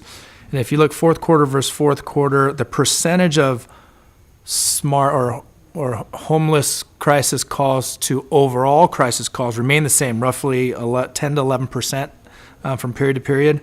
We did see a significant decrease in the number of SMART homeless calls for service. And that was interesting because the overall calls increased. So looking into it a little deeper, what we found out in 2017, there's a pre-booking screening form that officers, when they ask the person if they suffer from mental illness or had a mental illness concern, if they mark yes, they would call MEU. MEU is capturing that data as a call for service, but we know this person is going into custody and MEU would not be responding to the jail. So beginning January 2018, they actually stopped capturing those calls, and so we believe that is the cause of this decrease. Because everywhere else the numbers increased slightly. We haven't been able to filter out those calls in 17 to compare apples to apples, but I think the explanation shows that 355 calls, or 23% less calls for service, that's the primary factor driving that decrease. Looking at use of force related to homelessness, 34% of all of our uses of force were with persons experiencing homelessness, which is up from 28% in the prior period. Specific to, so we had a total in 4th quarter 2018, we had a total of 519 uses of force. 505 of those were non-cats, 14 of those were categorical uses of force. Of the categoricals, 4 of them were homeless related. There's 2 ISs, 1 Leary, and 1 in custody death. The reason for this increase, we can't give a definitive reason for the increase. I mean, there could be a variety of factors driving the increase, and this is not. I don't want to try and categorize, but you have mental illness, you have narcotics abuse, you also have the number of contacts that we have with homeless individuals. I can't tell you for sure what the increase is in that. So there's a number of factors driving this. I don't have that data. I will look more into it, and hopefully I can provide more at a later date. And then with our HOPE officers and our reset officer, our dedicated homeless effort, over the same time period, HOPE had 2 use of forces, reset had 2 uses of force, and Transit Services Division, HOPE, had 0 use of forces. I attribute that to a couple things. I mean, that the rate of use of forces with the number of contacts is very low compared to the general use of forces, and I think the type of contacts they have is one thing. They're not driven primarily by Code 3 crisis calls all the time, crimes in progress when they're responding. Also, we have a very high percentage of these officers that are MHIT trained. So if you look at our HOPE officers, it's a requirement for you to work Reset or HOPE that you have mental health intervention training with either prior to coming in the unit, or if you don't have it and you're in the unit, you have 6 months to get it. So our HOPE officers, out of 42 HOPE officers, 39 of them as of the end of the year had MHIT training. And the others, the 3 that didn't have them, were new officers that are scheduled for training. Same thing with Reset. We have 52 officers in Reset and Skid Row. 47 out of the 52 have MHIT training. So there's a very high percentage of these individuals that have gone through this. Overall, so year ending 2018, there was a total of 2,415 officers that went citywide that went through MHIT training. As of this morning, the number was 2,544. So we have 2 classes a month, or a deployment period, going through MHIT training. 1 class is for in-service for the probationary officers, and one is for officers that have already passed probation that come back for the training. We'll continue to do that till we get all our first responders trained up.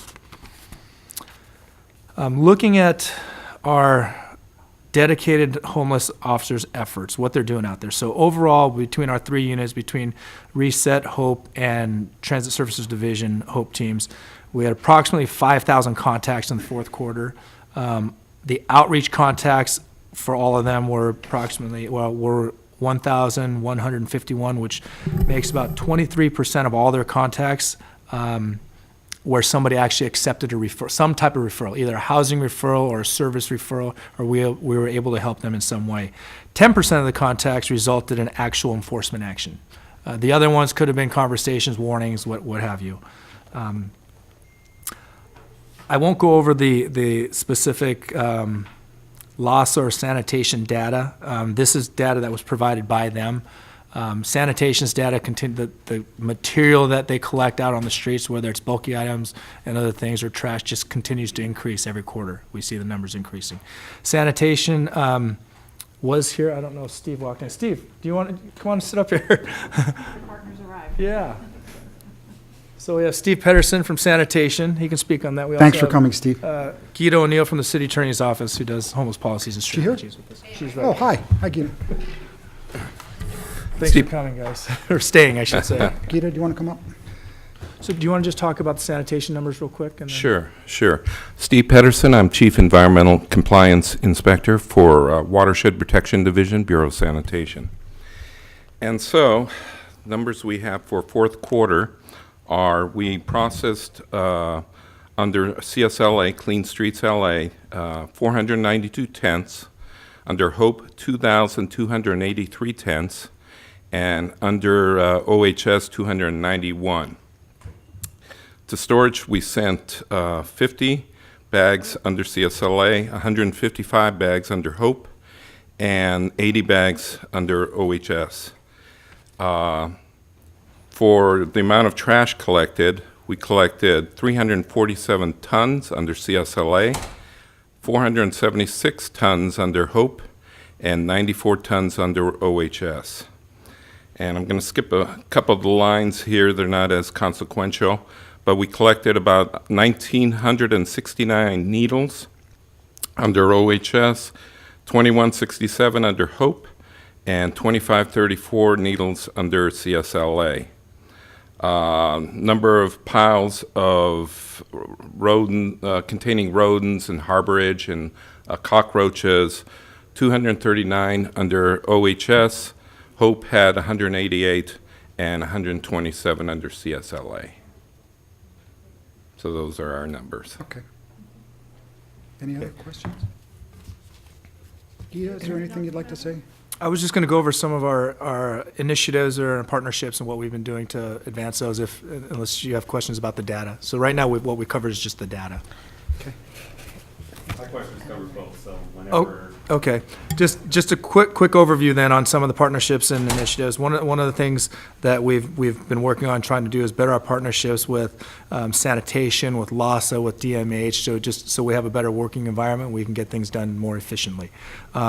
One thing we've done with LASA in the 4th quarter, they hired about 100 new outreach workers, and our folks, LAPD side, did a presentation of training to all of them to explain what our role is in this homeless effort, kind of so we can humanize it, and so they have an understanding of what to expect when they see our folks out there at these cleanups with them and with sanitation.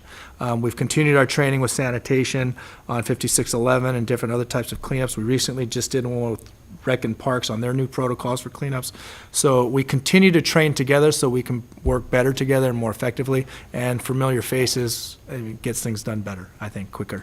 The DMH component, Transit Services Division, HOPE team had a clinician assigned to them starting September of 2018, and went out with them a couple days a week, and they found it to be very effective. They were able to do, when they encounter somebody with mental illness, they were able to do a quick assessment and make a determination on whether this person needed to be referred to services, be placed on a hold, and it was very beneficial to them. In December, they lost that clinician. Had to do with DMH and funding and the number of clinicians available for them. Since then, they've had discussions, and I believe, I don't want to confirm it, but I believe they are going to hire somebody for this HOPE team full-time. And I'll report more back on that in the first quarter report.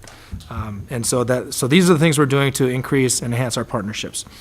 Another aspect that we wanted to do to enhance our partnerships is meet with the nonprofits, all the service providers, and just kind of explain what we're doing. So we're meeting quarterly with a group called the Provider Alliance. Now, this is a group of service providers through the city and the county. There's over 50 of them, so approximately 52, I believe.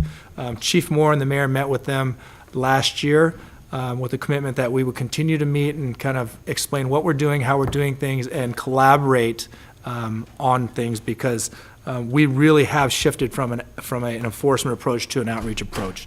And I want them to see that, and we want to build those partnerships. We met again with them in January, had open discussion. The mayor's office was there with us.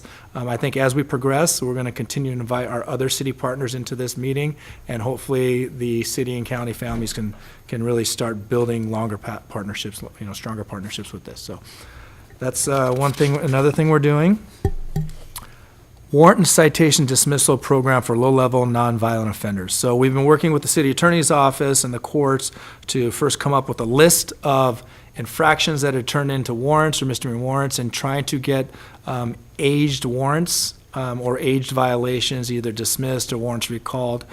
We are very close. We can't talk about all the specifics, but I think the timeline would be sometime next week. We can have some very firm information if you want follow-up on that we can make public.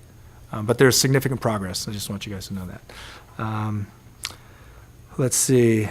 Public advocacy for safe parking, bridge homes. Essentially, what's going on internally is Josh Rubenstein, our public information director, and myself, we're meeting with every slow unit in the city, so all 21 slow groups, well, 22 including security services, and we are talking to them about what an abridged home is, what safe parking is, the myths versus the facts, answering their questions, because they get very challenging questions from community members that they're not really even quite sure how to answer. So we're trying to give them some guidance, some tools, and how to respond to these, and really dispel the myths that they're hearing about these locations are going to attract crime and all these things, because we haven't seen it happen in what we're doing. We are done with all of Central Bureau. Half of South Bureau, some of West Bureau. We're hoping by mid-year we can be done with all the senior lead officers at every division. And then the last thing I have on here is our naloxone, or our Narcan program. So we deployed approximately by year end 4,800 and some odd, give or take, Narcan units citywide to all our patrol officers. We expanded into Metropolitan Division. We have recently acquired a new batch of Narcan, another 5,000 units in Transit Services Division, our traffic divisions, gang and narcotics, anyone who may come across somebody that has an overdose, fentanyl, any of that stuff. So we're going citywide with that. We've had, as of this date, December 31st, I believe we had 8. Currently we have 9 uses or deployments of Narcan, and I'd like to say that we had 9 saves, or saved 9 lives. So we hope to see that. It's so few in relation to what goes on in the Midwest. I mean, every time somebody goes out on a call, they have 8 or 9. Yeah. True, but also too, this is not including the fire department's numbers, who use it a lot. Okay. So these are just the instances where we get there first, okay. we recognize the symptoms, and we deploy it. Got it. So, I mean, I'm happy to see we have this robust effort to have it out there, so, hoping to see it continue.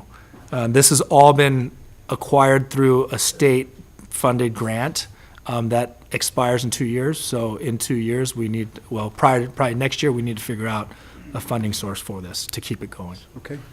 That's really all I have. I don't know if From you the have city any attorney? Thank you. I just want to reiterate that our office, too, has been trying to really do services led as much as we can in our office.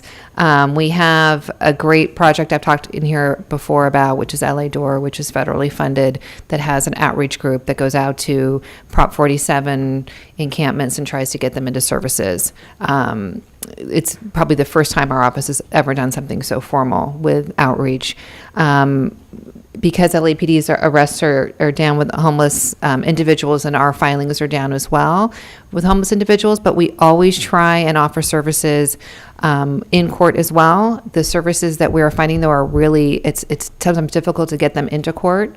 So we try and work with LASA, we try and work with the service providers to have them in court too, so someone else has the opportunity when in custody or coming to court to have another chance to get services as well.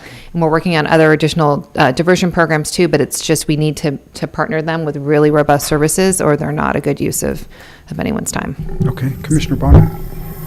Questions? Listen, I have to leave at 1:45 today, so we're gonna, I'll break the quorum, which I don't want to do, so I want to try and move through as much of this in the chief's report and public comments as possible before 1:45. Yeah, sure. So my questions, I guess, would be a combination of questions and comments and observations. I'll go first to page 17, and you referenced the training that you've done with the Housing Services Authority, and you indicate that the training provided newly hired LASA outreach employees with information pertaining to law enforcement's roles and responsibilities with homelessness.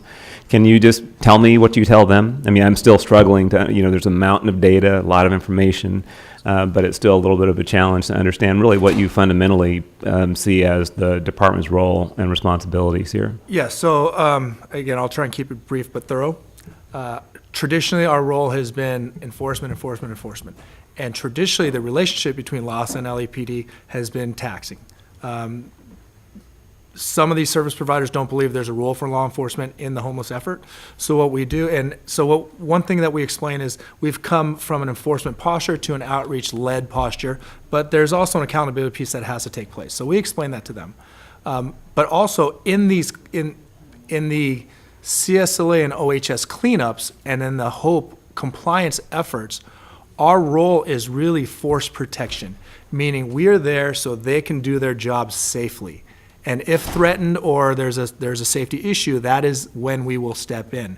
And if we are conversing with other people outside of that, we are actually doing education and outreach, not enforcement at these cleanups. So that one of my questions and was on that issue is there, in all of the mountain of data here, is there any significant data relative to crime against city workers or others enforced in or others involved in service delivery?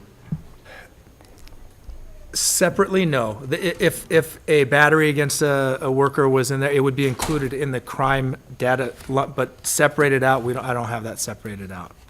Are you aware? I mean, just are you aware? Are there incidents that you're aware of generally, or? There has been incidents in the past where the homeless have attacked our workers. Okay, and then also, I'm just in the interest of time. Now, similarly on page 11, there's a discussion of the use of incidences of use of force. Is there information about the underlying circumstances that led to the use of force? Are they just enforcing against property crimes, or are they? So I don't have that data broken out. And and that's fine. One of the general points, and again, in the interest of time that I'm making, is that this report to me is, it's interesting, and there's a lot of data.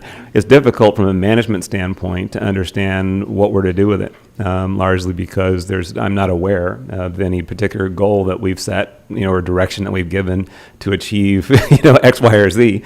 So it's helpful to have the information about the level of activity and the data, but from a management standpoint, it's a little bit challenging to understand. Other than being aware of what you're doing, it's difficult to understand what it is as the board that we might do with it. So that's not to suggest there isn't anything. It's just to suggest that one of the things working with you going forward, well, I'm going to want to clarify so that we can have a good discussion about where the trend line should be going, or the causes of certain trend lines that you're reporting in the reports. Chief, let me make one 30-second observation, and then you can wrap it up for us. But I see us as a team member in something like this, where many times I see us as maybe a team member with the community or a team member with one other group. I see a team here that is multi. I mean, not only all of you, but service providers, nonprofits, and everything. Because when you look at the statistics of how crime in Los Angeles is dropping, every single statistic, and then you see anything in the crime, homeless on homeless arrests going way up. It's our fentanyl crisis here. I mean, it's just horrible. But I echo Dale's thought. You get to the point where you say it's overwhelming, but we can't do that. We all have to bring it back to what can we do about it. And I think that not only involves LAPD and fire department and all of you, but every citizen in Los Angeles. Chief? So, Commissioners, and I will just continue in this. This is a report that the Commission has asked for. Yeah. And in its design, it's been in response to iterations of quarterly updates. This initially began with efforts of data, and then it's transitioned and grown into our efforts moving forward as a city family and as a region dealing with this humanitarian crisis of our generation, and the shared responsibility. I'm thankful that our city partners are here today. When these first reports were coming out, it was the department sat, and yet questions arose of the city attorney's office with alternatives to prosecutions, with sanitation and public works and engagement for Operation Clean Sweep and what the challenges were. The matters you see in the first part relative to crime is both victims of crimes who are people experiencing homelessness, what is the nature of that, and then also persons experiencing homelessness who we identify as being involved in crimes, and what are the types of crimes and what is the time over time change in that. What we can't tell is over the last 3 years, homelessness, which in 2015, I believe, was the year in which we established a definition of what is a person experiencing homelessness. What is that definition? Once that was done, then we started looking at all the instances of crime being reported and who was involved in it, to then try to discern which are instances in which a person living out from living on a lean-to or an unsheltered environment or living in a vehicle, are those instances where they're victims of a crime or they're a suspect of a crime. And the first portion of this report has been trying to lay that out. Secondly, is we've also looked to our enforcement efforts of identifying and holding accountable, to Commander Troy's point, those who are engaged in criminal activity, particularly serious criminal activity like crimes of violence and preying upon neighborhoods, burglaries and those thefts, those type of reports. And what do those numbers look like in relationship to reported instances of crime? Then the other aspect was, what is our quality of life, or what people would say public disorder crimes, sleeping on a sidewalk, blocking pathways, low-level matters that historically people look to the police department, well, you should be making arrests for these offenses rather than outreach and engagement and trying to get supportive services. And the direction or guidance by the commission was an interest in demonstrating compassion and not a quote-unquote zero or absolute intolerance of any type of violation. How do we promote people to find shelters, and how do we get them resources that they need, and at the same time protect neighborhoods that have the right to have access to those public walkways, have the equal protections of being able to access those areas and not having them blocked in long-term encampments or these domains that are just all-encompassing of a public sidewalk. So this report is that reflection. I think that today what I take particular note of is that the efforts of problem solving in the latter portions of the report are becoming more important than the crimes that are being reported. Because I think the reality is that whether or not we're seeing an increase in violence by people experiencing homelessness, both as victims and suspects, is harder to tell. I think it's better, but probably better accounting systems when we look at the overall process of crime. But what I'm particularly drawing attention to is the effort of identifying 5, 10, 15-year legal actions that are just sitting in the system and arguably could be keeping a person from getting resources or getting an avenue out of the challenges of experiencing homelessness. I'm encouraged by, and Dominic didn't bring this up, but the Unified Homeless Resource Center that established one of the department's leadership with Fire Department, Public Works, LASA, is our efforts to expand it this year to 5 days a week, and really in the reality, like homelessness, it should be 7 days a week. This is a report that drives those type of initiatives. Lastly, for the sake of time, and this was not mentioned also, the department takes a leadership role from the sense of not from an enforcement posture, but from a major public agency to also take on the task now, presently, of where are these tent encampments coming from?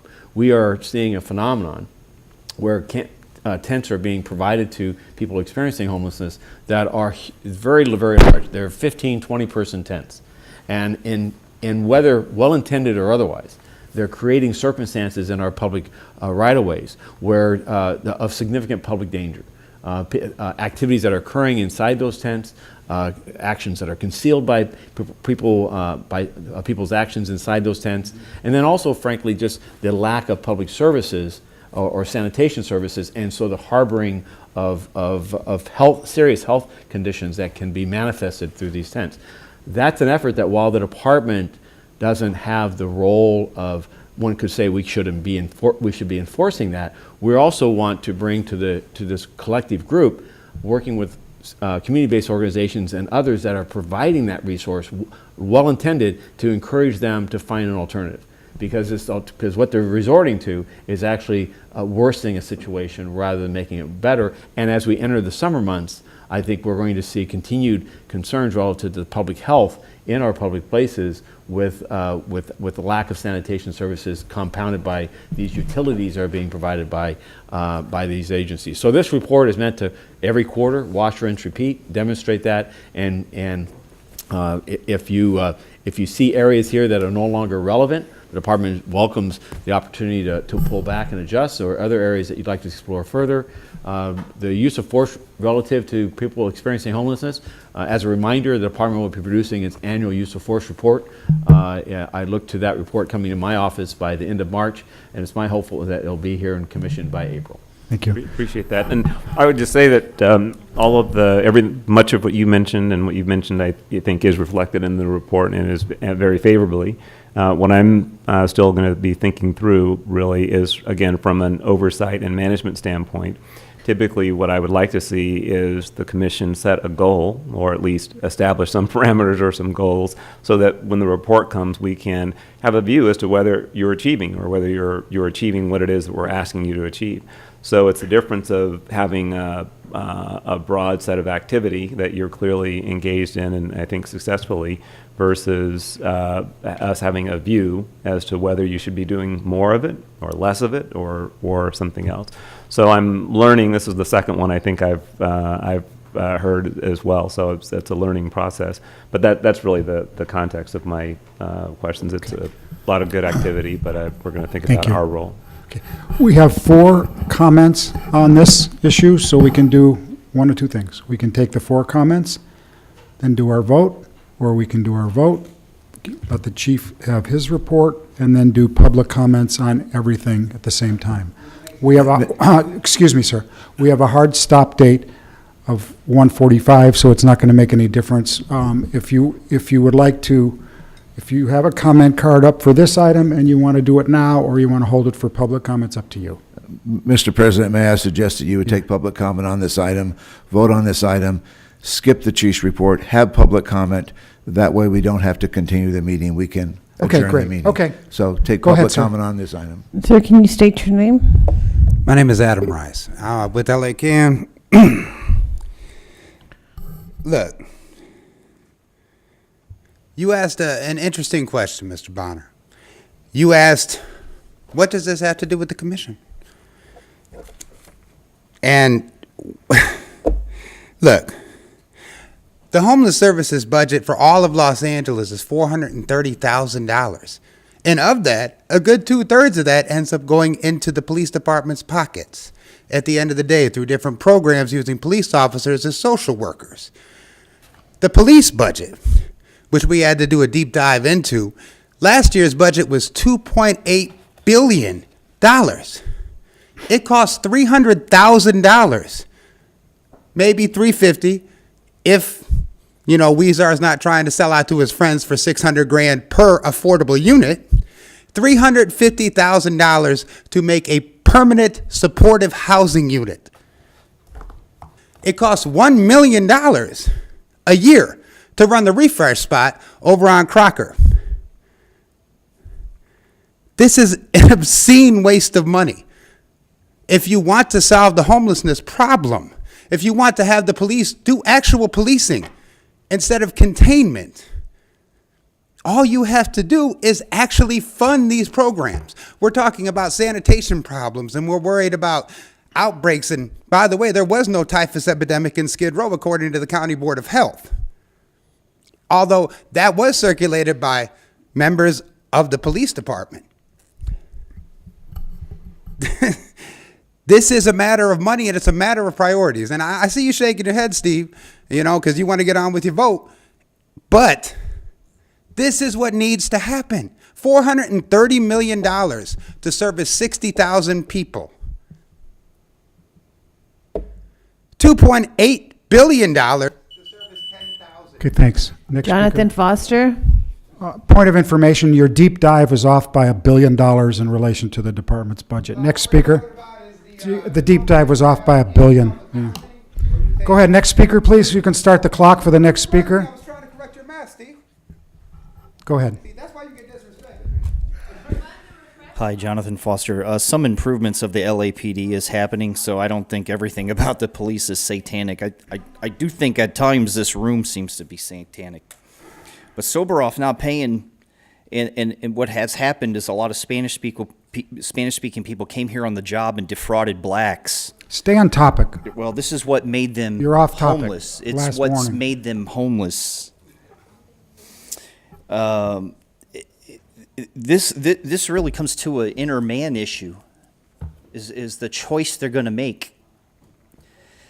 But if they've lost their job and they don't have the money because the defrauding that comes and happens in this town that's put these people on the street, that's why they're on the street.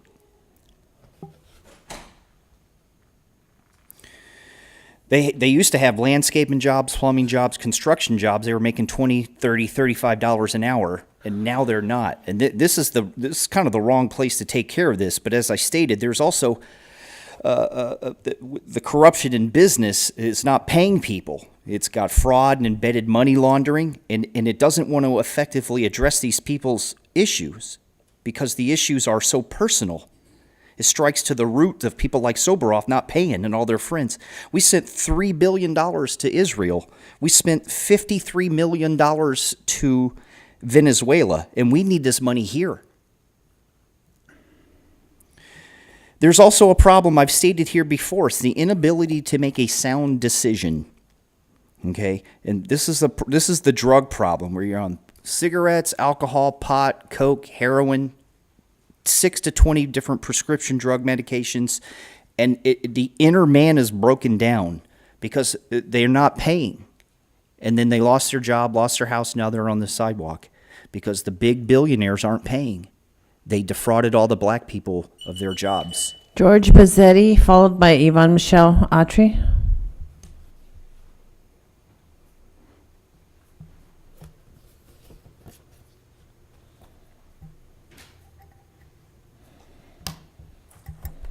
I've been going through your George Bazzetti, former director of policy for Congress of Racial Equality, California. And Steve, you know me a long time, so I got you on film lying again, you fool. Listen, stop the clock for a second. I don't remember you. I'm happy to go to lunch with you and know chat me about it. from the Blue Ribbon Committee. I'm sorry, I stealing forgot, man. money when I analyzed the 2003 DO. Your Blue Ribbon Committee stuff. You're a liar, you piece of trash. Quit trying to defend your lying ass self. Okay, so now go on topic. You know me from Playa Vista too, fool. You brought it up. Last warning. You brought it up. Now I've analyzed your trash here. Felonies are the same for homeless as misdemeanors.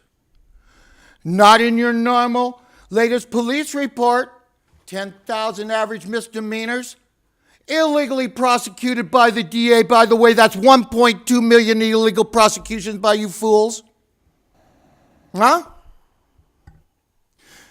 You normally have 3,000 felony arrests. There's 4 million people in this city. There's about 37,000 homeless.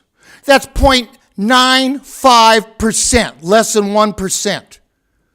How does this small group of people have all the arrests, especially felonies? Let's go to Alasa, the crazy homeless people, spending $350,000 to $600,000 per bed. So I called Giant Containers, and I got a bid given to the Board of Supervisors months ago for $65,000 each. I meet a contractor, he can do it for $45,000. We'd have taken half the homeless off the street, shut down most of your police, shut down Sharon at Mental Health, shut down these services because these people are going crazy from depression and having nothing, living in trash while you steal the money. I got you stealing the money everywhere. Next speaker, please. Last speaker, please. Yvonne Michelle Autry. You broke the law on me right here. 5550, didn't you? Okay. Yes, I'd like to support what my colleague I had stated earlier, Adam Rice. Also in reminding the commissioners that in one of the richest cities in the world, there should be no homeless at all, firstly. Also, this is an industry. It is an industry just like the prison industry, okay, homeless industry, pharmaceutical industry, meat industry, weapons industry. These are all big business. So you've got to have homeless people because you absorb the funding that has usually never been given to the homeless. And ironically, now you have engineered a predominantly black and African American homeless community, which you can easily access for experimentation, sex slavery, extraction of melanin. You can hunt these people, kill us, experiment us at will. So this is completely engineered. And it's all based, of course, on this capitalistic exploitation of a people who you've been trying to exterminate for about 400 years now. Or anyone else that you put in the trash. So I've been put there, and I don't want to keep repeating this, but again, using modern technology, you are engineering this easily disposing of the people that threaten not just Zionist white supremacy, the status quo, the Illuminati, which is on its way out. Okay, so out of a fear of loss of power, you're targeting us, you're murdering us, you're spraying us, giving us shots, spreading the circulating germ warfare, typhus. 2 or 3 years ago was meningitis. Again, to justify exterminating people that you consider to be a curse, but you have actually created this curse. I'm educated. I speak, read, and write 5 languages. Okay, but I'm a threat so that I'm continuously undermined. Whatever, you have too much, you have. So again, we don't want the financing of this police state and this martial law. And we don't need any homeless people. We're now on item number 4, public comment. We have 3 cards. Whoa. Let's do approval of the motion for approval of the department's report. Do we have a motion for approval of the department's report? So moved. Thank you. Second, all in favor? Aye. Anyone opposed? No. Okay, passes. We're going now to public comment period. How many public comments? Thank you, everyone. We have 3 cards, sir. We have Yvonne Michelle Autry, Jonathan Foster, and George Pazzetti. Okay. Somebody want to come up? Any of the 3? Go ahead.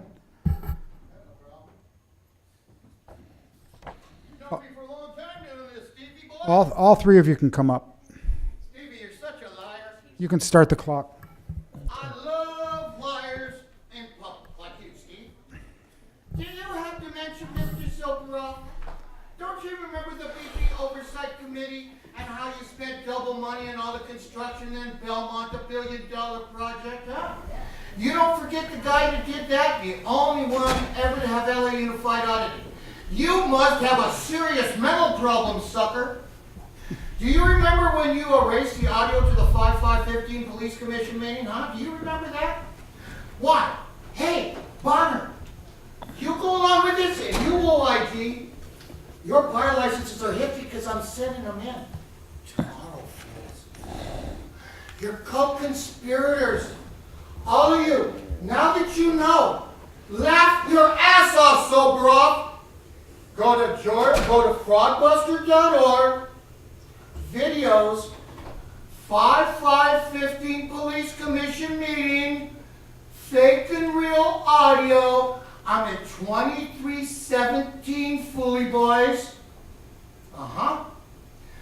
And then fake audio, go to minute 2217, and you hear Mr. Kritzmester, now Mr. Cedillo. That ID's the change of audio, Mr. Silveroff. LA City Council function, fool. Now we got you with felonies. Laugh, you asshole. Because if there's any law and fairness for all, you're going to prison, and all of you are going to help put them there, and if you don't, we're going to enforce the shit through the feds. Because guess who brought him here? Me and a friend of mine. Go to Fraudbuster again. DOJ submissions. Just look at 1,500 files I gave him of the 5,000. Next speaker. Go ahead, Jonathan. Go ahead, sir. Hi, Jonathan Foster.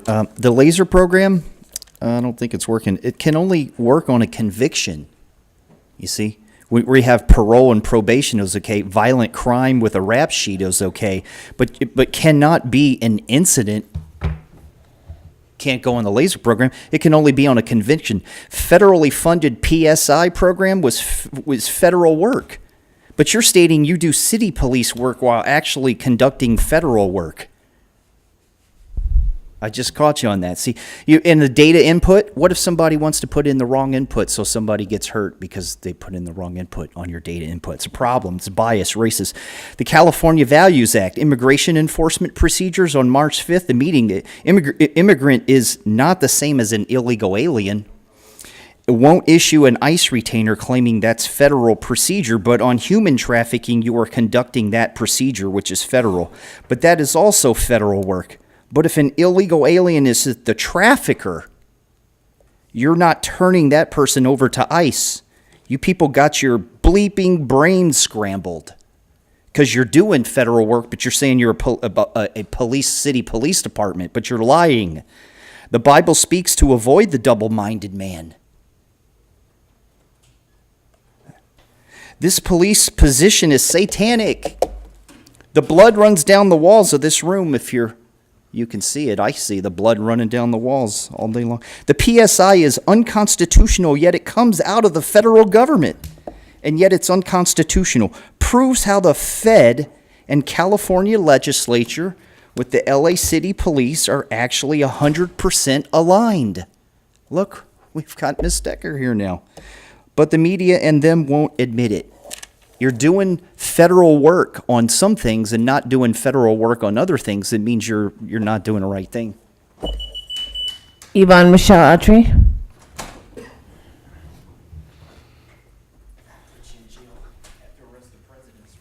Yes, thank you for giving me an opportunity to address the police commissioners. There's always just so much to say. Again, I do believe that the suspicious activity reports, SCRs, predictive policing, facial recognition, are used again to create that homeless community and maintenance of this status quo and this hidden class system. That being said, because I'm continually categorized and because I threaten, to get out of that box every day, then I'm incriminated. For instance, my child was taken for me under false adjudication, false petition, every premise which was false, 18 years ago. I'm not a pedophile. I've worked. I'm not a prostitute. I use no drugs. I find needle marks in my back. My room is sprayed, all types of drugs. I don't use drugs, not even analgesics, and spray shots and shocks to try to put me down continuously. I just keep rising, so I am the consummate problem. I have a neighbor who I believe, I've said this numerous times, I believe is counterintelligence, who is an open pedophile, abuses women, he's a misogynist, he abuses cats, classic profile, a serial killer and murderer. And not only the police have come, returned his child once I called the Department of Children and Family Services, they refused to evict me and they've incriminated me. So this is the classic profile or a situation for a targeted individual. I'm incriminated and I am then demonized and the blame is shifted to me, culpability is then shifted onto me when the real perpetrator is not only insulated by Isaac Shomoff, police, and other counterintelligence who have him there because I'm the problem, because I'm violating status quo. This man is a pedophile, he's disgusting, urinating on my door, masturbating on my door, and I'm incriminated because I'm a black woman that refuses to lay down, be in the street, in Secret Service usage. I'd like to say that. And the Mexican and the Hispanic maintenance men are also used in that. Illegal entries of many women. And We have no other comment cards, sir. We have a motion for approval, motion to adjourn the meeting. Yes, also move. Second, all in favor? Aye. Anyone opposed? Okay. What time do you